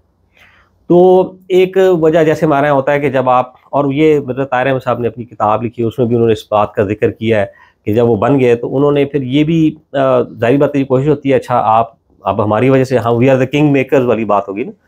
तो हनीफ रामे साहब ने भी ये लिखा कि जी, उन्होंने कहा कि या आप मिर्ज़ा नासिर साहब को बना दें, भुट्टो साहब का उनको बना दें आप वज़ीर आला, या फिर मुझे रहने दें, क्योंकि वो जाहिर बात ये होता है कि जी साहब कभी ये काम करो, वो काम करो। तो हो सकता है एक बुनियादी वजह ये भी हो कि भुट्टो साहब ने कहा होगा ये तो मुझे अब मेरी इन्होंने सिचुएशन जो है, मुझे कल ये ना हो कि एक्सप्लॉइट करना शुरू हो जाए, वो भी एक वजह हो सकती है। और ये दोनों ही, लेकिन बुनियादी वजह ये आप कह सकते हैं कि चूँकि ये आग हर तरफ लगी हुई थी और उसका उन्होंने सोचा कि ये एक हल है कि जिसको हम इस वक्त। लेकिन आपका ख्याल ये है कि ये आग 1984 तक कुछ ठंडी हो गई थी, बुझ रही, अहमदियों को एक मसाइल, इबादत खाने बना रहे थे, नमाजें और तबलीग भी किसी हद तक अंदरूनी खाना या चार दीवारी में किताबें वगैरह छप रही थी ना, यहाँ तो ऐसा नहीं था। 74 के बाद कोई प्रॉब्लम ये नहीं, जब वो ये फैसला हो गया तो मामला खत्म हो गया। हाँ। लोगों के जहनों से भी चीजें चली गई, ठीक है जी, ऐसा था। फिर 84 तक जो है वो कोई प्रॉब्लम्स नहीं थे, मतलब उस तरह के मसाइल नहीं है, कत्ल वगैरह होना खास ये नहीं था, बिल्कुल नहीं, ऐसी कोई चीज नहीं थी। ठीक है, 84 उनको गैर मुस्लिम के तौर पर उनको इंसानी हुकूक हासिल हो गए। आप ये कह सकते हैं कि वो डिक्लेयर कर दिया, अवाम की तरफ से भी कोई उस तरह की तरफ से भी कोई ऐसी चीज फिर ना आई लोगों के, मतलब ये फिर 84 में जब ये ऑर्डिनेंस जारी हुआ, यानी कादियानी ऑर्डिनेंस, उसमें फिर जो है वो मामलात और ज़्यादा आ गए। और अगर आप 84 से भी देखें तो यानी उसमें फिर जब ये सारी चीज़ें आना शुरू हुई तो उस वक्त जो है ना लोगों के ये जानो माल जो है वो ख़तरात उनको लाहक हुए। और यही वजह थी कि उसके बाद फिर आप देखेंगे कि एक मैस माइग्रेशन हुई है जमातों का, दोनों जमातों की, इधर हों या उधर हों, फिर उन लोगों ने कोशिश की कि वो हिजरत कर जाएँ मुख्तलिफ ममालिक में। तो ये ज़्यादा 84 के बाद ज़्यादा मामला थे वो बिगड़े। अच्छा, वैसे तो यानी आइडियल तो यही है कि भाई रियासत इस तरह के मामलात में ना, रियासत का काम तो ये है ही नहीं ना, मतलब वो तो अवाम के जान माल, इज़्ज़त, आबरू, माशी फ़वाइद और उन सब चीज़ों के तहफ़्फ़ुज़ करे रियासत का काम। लेकिन जिस माशरे में हम रहते हैं, जिसको हम पाकिस्तान कहते हैं, यहाँ पर 98% मुसलमान है। उस 18% से में भी जो सबसे ज़्यादा जो हिस्सा है, यानी जो तादाद है, वो अहले सुन्नत वल जमात, और उसमें से अहले सुन्नत वल जमात हनीफी बरेलियों की तादाद ज़्यादा है, ठीक है, जिसको आजकल लब्बैक वालों ने अपनी तरफ किया हुआ है। तो उस मुआशरे में, और उससे पहले फसादात भी हो रहे हैं, फतवे भी लगे हुए हैं, और अहमदियों की भी जाने जा रही, दूसरी तरफ भी लोग मारे गए होंगे उस फसादात में। तो आइडियल सूरत तो ये थी कि भाई इस फितने को या इस फसादात को काबू किया जाता है स्टेट की तरफ से, नहीं हम सब की जान माल की हिफाजत करेंगे और किसी को यह हक नहीं। आइडियल तो ये एग्जैक्टली। लेकिन क्या इस मुआशरे में ऐसा मुमकिन था? अगर नहीं था तो क्या बेहतर हो सकता था फैसला? देखिए, बुनियादी तौर पे ये ना जी कि जो स्टेट है उसको हमेशा अपनी रेट तो कायम करनी होगी। वो स्टेट रेट जब नहीं कायम करती तो वही हालात जो हम नज़र आ रहे हैं हमें। हर ग्रोह जिसके पास ताकत होगी वो अपना काम कर जाएगा, अभी भी हो रहा है, हमें नज़र आता है उसमें। तो बेहतर तो ये था एक उसकी। और दूसरी वजह यह है कि मैं ये समझता हूँ कि मज़हब को सियासत में इस्तेमाल करना एक बहुत बड़ा जो है ना, वो जो आज तक हो रहा है कि जब तक आप मज़हब को सियासत का हिस्सा बनाते रहेंगे तो फिर ये मामलात चलते रहेंगे। देखें, आपने 1974 में एक फ़ैसला किया अहमदियों का, चलें हो गया फ़ैसला, दे एक्सेप्ट, वो कहते हैं जी हमने मान लिया, ख़त्म। आज तक क्यों मामला फिर चलता आ रहा है? आज तक आप सब सारे के सारे लोग फिर उसी जगह पे खड़े हैं। यानी आप ये कह सकते हैं कि बैक टू स्क्वायर वन पे आप चले गए। क्यों चले गए? क्योंकि एक फ़ैसला सियासी फ़ैसला था और उसको हर दफ़ा हर सियासतदान इस्तेमाल करता। अभी भी देख लें, सियासतदान जब कुछ नहीं होता तो वो उठा के एक ही जो है वो नारा लग जाता है, तो अच्छा जी कादियानियों जो है वो इस पाकिस्तान में उनके हकूक़ बढ़ रहे हैं, उनकी ताकत बढ़ रही है, हालांकि कोई ताकत नहीं बढ़ रही। अच्छा ये कि जी अच्छा वो ये कह रहे हैं कानून, वो ये भी नहीं कह रहे हैं कानून बदलें। किसी एक आप न जमात अहमदिया रब्बा का या जमात अहमदिया लाहौर का किसी की कोई स्टेटमेंट आप उठा रहे हैं जिसमें उन्होंने कहा जी कि हम कहते हैं जनाब ये कानून बदल दें, कोई नहीं कह रहा। इस वजह से कि दोनों को ये पता है कि ये मुमकिन नहीं है इस हालात में, ना तो उनका मुतालबा है। लेकिन वो जो लोग जिन्होंने फैसला दे दिया वो आज भी इसी पर जी देखें वो कह रहे हैं कानून बदला दें, कोई नहीं कह रहा। तो ये चूँकि एक सियासत अब एक किस्म का एक सियासी एक ऐसा पॉइंट बन गया है जिसको आप कहते हैं पॉइंट स्कोरिंग के लिए, जिस बंदे ने अपने आप को सियासत में मशहूर कराना है वो पहला एक नारा ये लगाएगा, ठीक है, और उसके बाद जो है वो सियासत में इन हो जाते हैं। तो मेरा ख्याल ये है कि गवर्नमेंट को या जो भी गवर्नमेंट हो उनको पहला तो ये तय कर लेना चाहिए कि मज़हब और सियासत दो मुख्तलिफ चीज़ें। मज़हब एक इंसान का ज़ाती अमल है, सियासत का मतलब है, गवर्नमेंट का मतलब है कि आपने हर इंसान के हकूक़ का ख्याल रखना है, कोई भी हो, मुसलमान है, गैर मुसलमान है, किसी चीज़ से तल्लक रखता है, आपने उसकी जान और माल की हिफाजत करनी है। जब आप इस पॉइंट पे आ जाएंगे तो फिर जो है ना ये मामला दुरुस्त हो जाएंगे, वगरना फिर नहीं आएंगे। आप सियासत को इस्तेमाल मज़हब को करते रहेंगे, आज जिसके पास ताकत होगी वो अपना पॉइंट ऑफ व्यू इस्तेमाल करेगा, दूसरे के पास कल ताकत आएगी वो अपना इस्तेमाल कर लेगा। बिल्कुल ऐसा ही। और इसके ज़रिए से आप देखें, परसिक्यूशन के ज़रिए से कभी कुछ चीज़ें मसाइल हल नहीं होते। आपने करके देख लिया ना, ठीक है, उससे क्या फ़र्क पड़ा है? लोग जिनको आप ये समझ रहे थे कि इनको हमने परसिक्यूट कर देंगे और ये लोग ख़त्म हो जाएंगे, वो सारी दुनिया पे चले गए उठे। तो व्हाट इज द डिफरेंस? कोई डिफरेंस नहीं है, बल्कि दुनिया में ज्यादा जो मुल्कों में और ज्यादा बिल्कुल बहुत ज्यादा हर जगह तो ये मामलात ऐसे नहीं होंगे। ऐसा ही है। तो इसलिए और फिर आलमी सतह पर एक मजलूमियत का भी वो आ गया, वो भी बात है, मजहब की बुनियाद पर और हो भी रहा है, जिसमें कोई शक भी नहीं, लोग मारे भी जा रहे हैं। और फिर दूसरी बात ये कि देखें, हमेशा चीज़ें अंडरस्टैंडिंग से हल हो जाती है। आप और हम बैठेंगे, हो सकता है मैंने अभी जो बातें की उनमें 50 बातों से आप इख्तलाफ रखते हो, ये हो सकता है, बिल्कुल, तो कोई हर्ज नहीं। हम जब आपस में बैठेंगे, एक मुकालमा करेंगे, हो सकता है उस 50 में से हम 30 के ऊपर फिर इकट्ठे हो जाए, बिल्कुल ऐसे ही कि यार ये तो ठीक है, ये पॉइंट्स हमारे आपस में कॉमन हो जाएंगे, बाकी जो 20 है उसके फिर हम इकट्ठे हो जाएंगे। डायलॉग करिए आप लोगों को, जो जैसे इसीलिए मैं गांधी साहब से इस बात पे एग्री करता हूँ, जब वो बात बार बार कहते हैं मोहतरम गांधी साहब कि आप जो है ना तबलीग के रास्ते पे जाएं, लोगों को तालीम के रास्ते पे उनके साथ डायलॉग करें। यही एक ज़रिया है जिसके ज़रिए से कि आप, अगर आप समझते हैं कि दूसरा इंसान गलत है तो आप उसको लाएंगे कैसे अपनी तरफ, अपनी उसको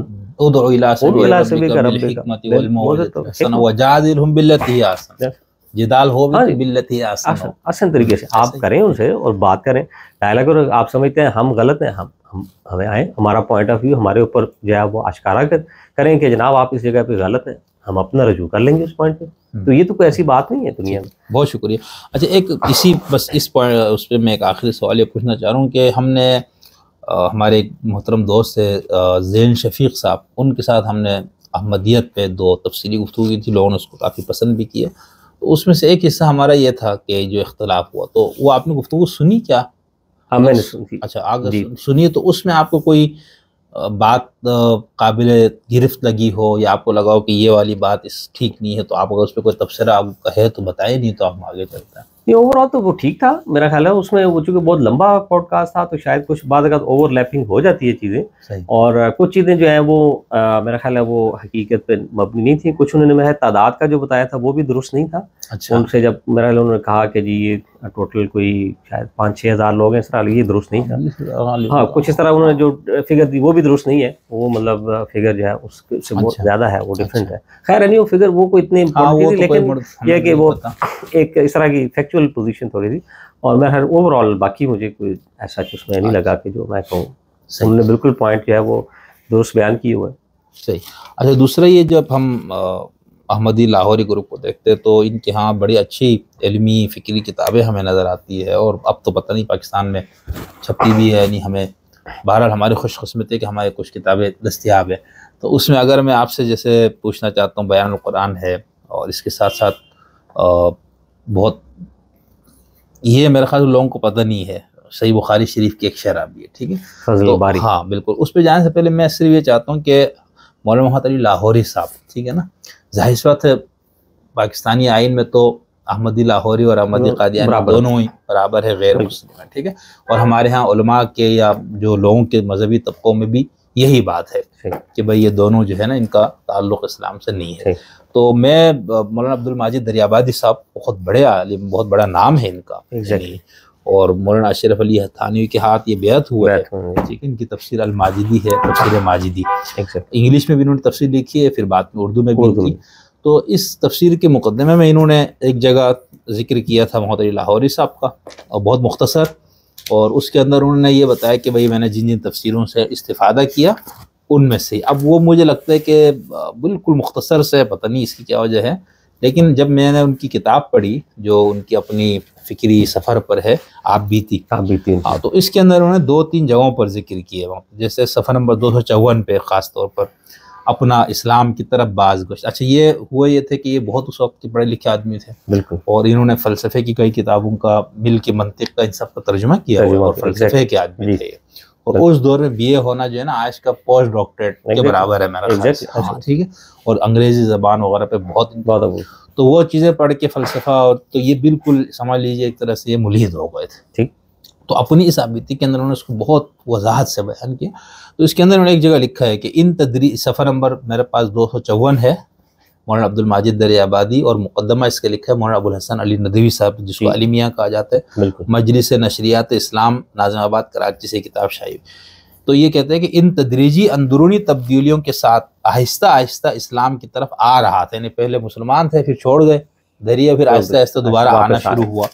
बल्कि कहना चाहिए कि 50% से ज़्यादा मुसलमान हो चुका था कि अक्टूबर 20 में सफ़र दक्कन में एक अजीज़ नाजिर यार जंग जज के यहाँ औरंगाबाद में क़याम का इत्तेफाक हुआ, और उनके अंग्रेज़ी कुतुब खाना में मोहम्मद, अब यहाँ पर देखो अंग्रेज़ी कुतुब खाने में लिख रहे हैं, अंग्रेज़ी कुतुब खाने में नज़र मोहम्मद अली लाहौरी अहमदी ब्रैकेट में लिखा उर्फ़ आम में कादियानी के अंग्रेज़ी तर्जुमा व तफसीर कुरान मजीद पर पड़ गई।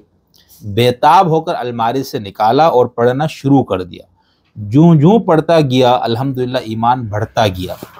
जिस साहिबाना जहनियत में उस वक़्त तक था, साहिबाना ही लिखा मेरे ख्याल से जी, वो अपने आप को वो साहिबान, यानी वो मुल्हिद, वो एक खास साहिबाना। तो हाँ, उसका ऐन मुक्तज़ा ये था कि जो मतालिब उर्दू में बेअसर रहते और सपाट मालूम होते, वही अंग्रेज़ी के कालिब में जाकर मुअस्सर और जानदार बन जाते। ये कोई मुगालिते नफ्स हो या ना हो, बहरहाल मेरे हक़ में तो हकीकत वाक़िया बनकर रहा। और उस अंग्रेज़ी कुरान को जब ख़त्म करके दिल को टटोला तो अपने को मुसलमान ही पाया, और अब अपने ज़मीर को धोखा दिए बग़ैर कलिमा शहादत बिला तामुल पढ़ चुका था। अल्लाह उस मोहम्मद अली को करवट जन्नत नसीब करे। ये आपके अहमदी लाहौरी जमात के, मैं इनका थोड़ा सा तारुफ भी आपसे लेना है, उनके बारे में लिख रहा है कि अल्लाह उस मोहम्मद अली को करवट जन्नत नसीब करे। उसका अक़ीदा मिर्ज़ा साहब के मुतालिक गलत था या सही, मुझे इससे मुतालिक बहस नहीं। बहरहाल अपने ज़ाती तजर्बा को क्या करूं, मेरे कुफ्र व इर्तिदाद के ताबूत पर तो आखिरी कील उसी ने ठोंकी, जिस इस्लाम से दबे पाँव चुपके चुपके बाहर निकल गया था। अल्लाह की करीमी, फिर उन्होंने इसको आगे, अच्छा दूसरा इन्होंने सफ़र नंबर 354 पर भी इनका थोड़ा सा जिक्र किया है, मुअस्सिर मोहसिन अजीज़ शख्सियतें। हाँ, इसमें वो लिखते हैं कि सफ़र नंबर 354, इल्हाद और असर नो इस्लाम के अबूरी दौर में बड़ी रहनुमाई इनसे मिलती रही। हज़रत अकबर इलाहाबादी, मौलाना मोहम्मद अली, मौलवी मोहम्मद अली MA लाहौरी ब्रैकेट में है, अमीर जमात अहमदिया लाहौर, डॉक्टर भगवान दास बनारस, फिर इस तरह से।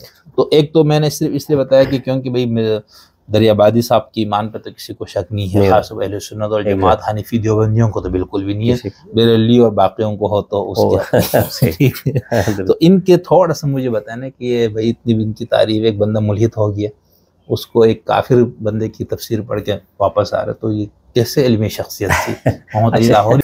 अच्छा, मौलाना मोहम्मद अली जो है ना जी, ये तो सिर्फ एक आपने जिक्र किया है मरहूम मौलाना अब्दुल माजिद दरियाबादी रहमत, उन्होंने ये तो अपना एक जिक्र उन्होंने कर दिया अपनी आप बीती में। मौलाना मोहम्मद अली साहब जो हैं, जैसे आपने फरमाया कि उस वक्त BA जो है वो PhD थे, तो मौलाना मोहम्मद साहब उस वक्त MA अंग्रेज़ी थे, MA और LLB थे।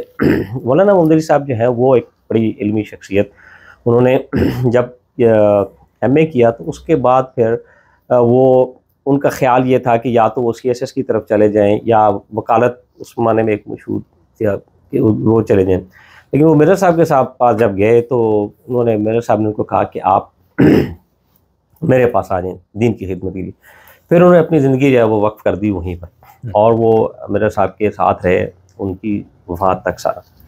अच्छा, he is the first Muslim जिन्होंने कुरान मजीद को अंग्रेज़ी में ट्रांसलेट किया।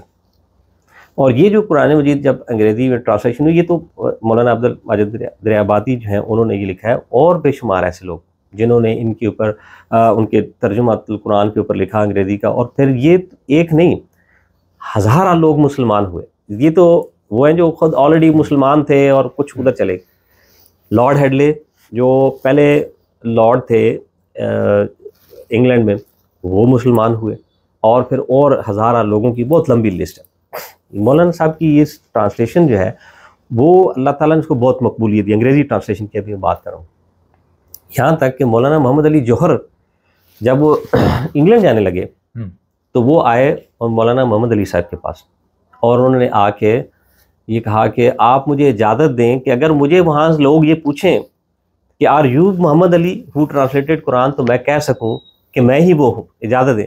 तो मौलाना मोहम्मद अली साहब ने उनको इतना ही कहा कि मोहम्मद अली ने तो ट्रांसलेट किया ना, मतलब उन्होंने ये उन लोगों का एक। अच्छा, ये मौलाना मोहम्मद अली जौहर थे जिन्होंने ये बात की। फिर आप देखें, चूँकि आज की तारीख में तो हमें ऐसे देखा जाता है जैसे ये कोई दुश्मन अनाथ है।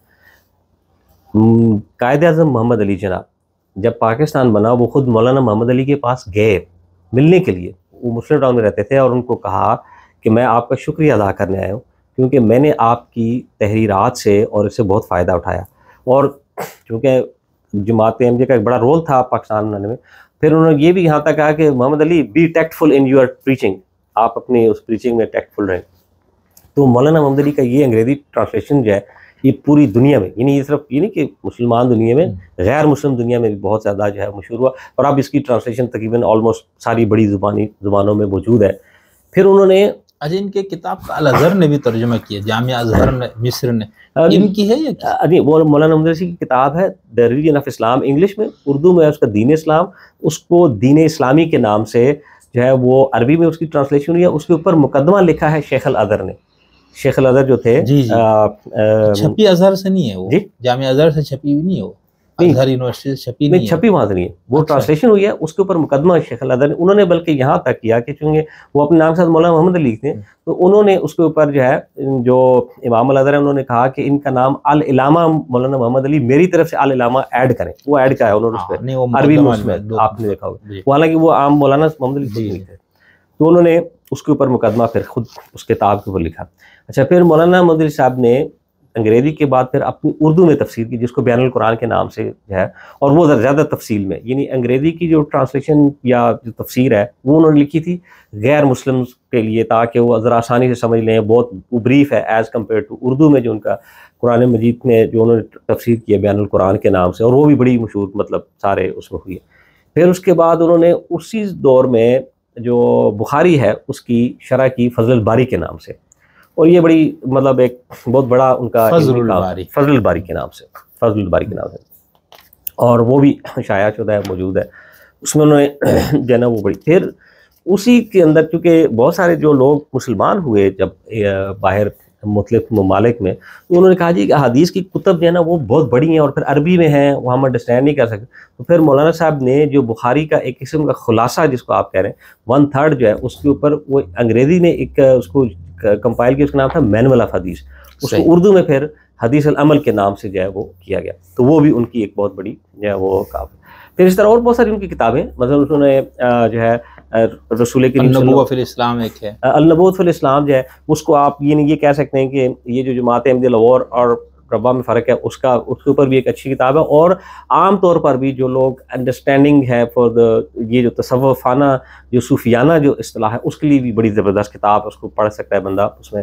और फिर उन्होंने एक जो और इसमें सीरत खैरुल बशर रसूल करीम सल्लल्लाहु अलैहि वसल्लम की सीरत के ऊपर लिखी है, और फिर उसके साथ ही उन्होंने दूसरी लिखी वो है खिलाफत राशिदा, वो अंग्रेज़ी में भी है, अर्ली कैलिफेट के नाम से, दोनों अंग्रेज़ी में है उन्होंने। और उसमें जो है फिर वो चारों खुलाफा के बारे में जो है वो भी सारा उन्होंने उसमें लिखी है। तो बहुत सारी और किताबें तो बहुत बेशुमार उन्होंने। अच्छा, वो जमुल कुरान पे भी कोई किताब जी, तो क्या नजरिया वो ऐसा है? वो जमा कुरान पूछ रहा हूँ, उन्होंने वो जमा कुरान जो है लिखी है मुस्तशरीकीन के जो ये एतराज़ात हैं कि कुरान मजीद रसूल करीम सल्लल्लाहु अलैहि वसल्लम के दौर में उसकी तदवीन, आपने उसमें ये साबित किया कि कुरान मजीद जब वो कंपाइल हो गया था रसूल करीम सल्लल्लाहु अलैहि वसल्लम ने, और उनकी हदायत के मुताबिक सब जो है इसकी कंपाइलेशन, वो बड़ी सी किताब है, वो आप कभी LLM। और फिर उन्होंने एक हमारे यहाँ ये मशहूर है कि खलीफा सालिस यानी पहले तो ये कि हज़रत अबू बकर के दौर में जब 70 शुहदा शहीद हुए हफ़ाज़ जंगी यमामा में गालिबन जी, तो उसके बाद उनको ख्याल है भाई ये तो क्या हो गया, तो वो हुआ। फिर दूसरी बार वो कहता है हज़रत उस्मान, तो इस पूरे कॉन्सेप्ट को वो रद्द कर रहे हैं। वो कहते हैं कि ये रसूल करीम ने खुद अपने दौर में कर दिया। तो वो बड़ी खूबसूरत किताब, आप उसको पढ़ें, उसके ऊपर दलाइल दी उन्होंने, कई और लोगों ने भी अब तहकीक करके यही वो कहते हैं। और इसी तरह उन्होंने किताब मुकाम हदीस जो है वो भी किया, वो बल्कि ये जो फजल बारी के अंदर भी वो उसके शुरू में वो बहुत अच्छा। अच्छा, ये जो फजल बारी, इसका कोई इनफरादियत बताया ना। बुखारी के तो कई शुरुआत यहाँ पर तमाम अहले सुन्नत के तो तमाम मसालिक ने, हमारे शिया बुजुर्ग है बहुत, अल्लाह ताला उनको उम्र सेहत अता फरमाए, वो कहते हैं मैंने बुखारी की शरह लिखी थी, तो वो मैंने किसी को दिखाई, किसी सुन्नी आलिम को ही मैंने ये काम किया, इसको छापना चाह रहा हूँ। तो कह रहे उन्होंने नज़र डाल के कहा भाई ये तो बहुत लाजवाब है, लेकिन अगर आप ये छापेंगे तो आपकी कौम की तरफ से आपको जो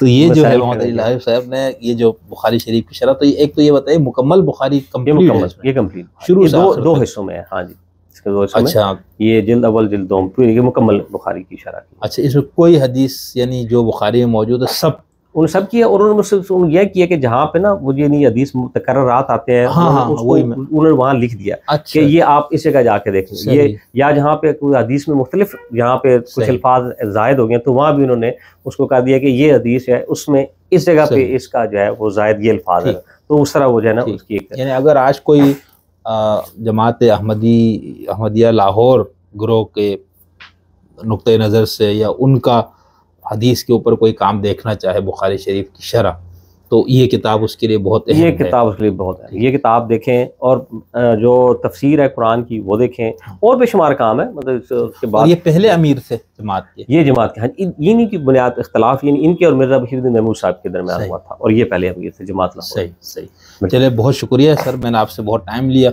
और कुछ मौज़ूआत और भी हैं, मैं स्पेसिफिक कुछ चीज़ों पर भी बात करना चाहता हूँ। अभी आज चूँकि मेरा सिर्फ ये था कि थोड़ा तारुफ़ी बात हो जाए, और वो जो इख्तलाफ है उस पर, और मिर्ज़ा साहब से मुताल्लिक़ काबिलों का मौक़िफ़ किया, तो उस पर मैंने थोड़ा सा टाइम ज़्यादा लिया। तो मैं इंशाअल्लाह दोबारा आपसे की खिदमत में हाज़िर होऊंगा, टाइम लूँगा आपसे। वैसे तो आप यहाँ नहीं रहते, मैं बाहर से ही आपसे बात कर रहा हूँ, तो उस हवाले से फिर मैं कुछ ख़ास मौज़ूआत पे मैं चाहूँगा कि आपसे दोबारा मुस्तफ़ीद हो। बहुत शुक्रिया, बहुत शुक्रिया आपका भी, और आप जैसे इल्मी शख्सियत से मिल जो है वो बात करने का भी बड़ा बंदा जो है वो हमेशा आई रियली एंजॉयड इट, और बड़ा आपके जो सवालात थे वो भी बड़े पर्टिनेंट, बड़े रेलेवेंट क्वेश्चंस हैं। तो मेरा ख्याल है कि अगर हम सब लोग जितने भी हैं इस बात की तरफ कभी बैठें और सोचें, तो ये डायलॉग का एक ऐसा तरीका है जिससे हम एक दूसरे को अंडरस्टैंड कर लेंगे, और ये एक दूसरे के करीब लाने का भी ज़रिया होता है। बहुत शुक्रिया। असल में मेरा मकसद ये होता है कि यानी मैं लोगों से कहता हूँ, मेरा अपना इस वक्त ख़ास तौर जब मैं यहाँ बात कर रहा हूँ अपने चैनल पे, या तो मेरा ना कोई मज़हब है, ना अक़ीदा है, ना मसला है, ना इज़्म है, कुछ भी नहीं है। मैं सिर्फ एक तालिब इल्म, बस ऐसी बुनियाद पे मैं बात कर रहा होता हूँ। इसलिए अगर किसी भी शख्स के नुक्ते नज़र पे कोई भी फ़िरक़े का बंदा उस पर इल्मी तनकीद करना चाहता है, तो मैं तालिब इल्म के तौर पर मेरी अपनी भी दिलचस्पी है कि कोई ये करे, और आप में से कोई भी हमारे आज के मेहमान के किसी भी पहलू पर, किसी भी बात पर कोई तबसरा करना चाहे, तो इंशाअल्लाह हम उस तबसरे को लेने के लिए हाजिर है। तो बहुत शुक्रिया, इंशाअल्लाह अब आपसे दोबारा मुलाकात होती है।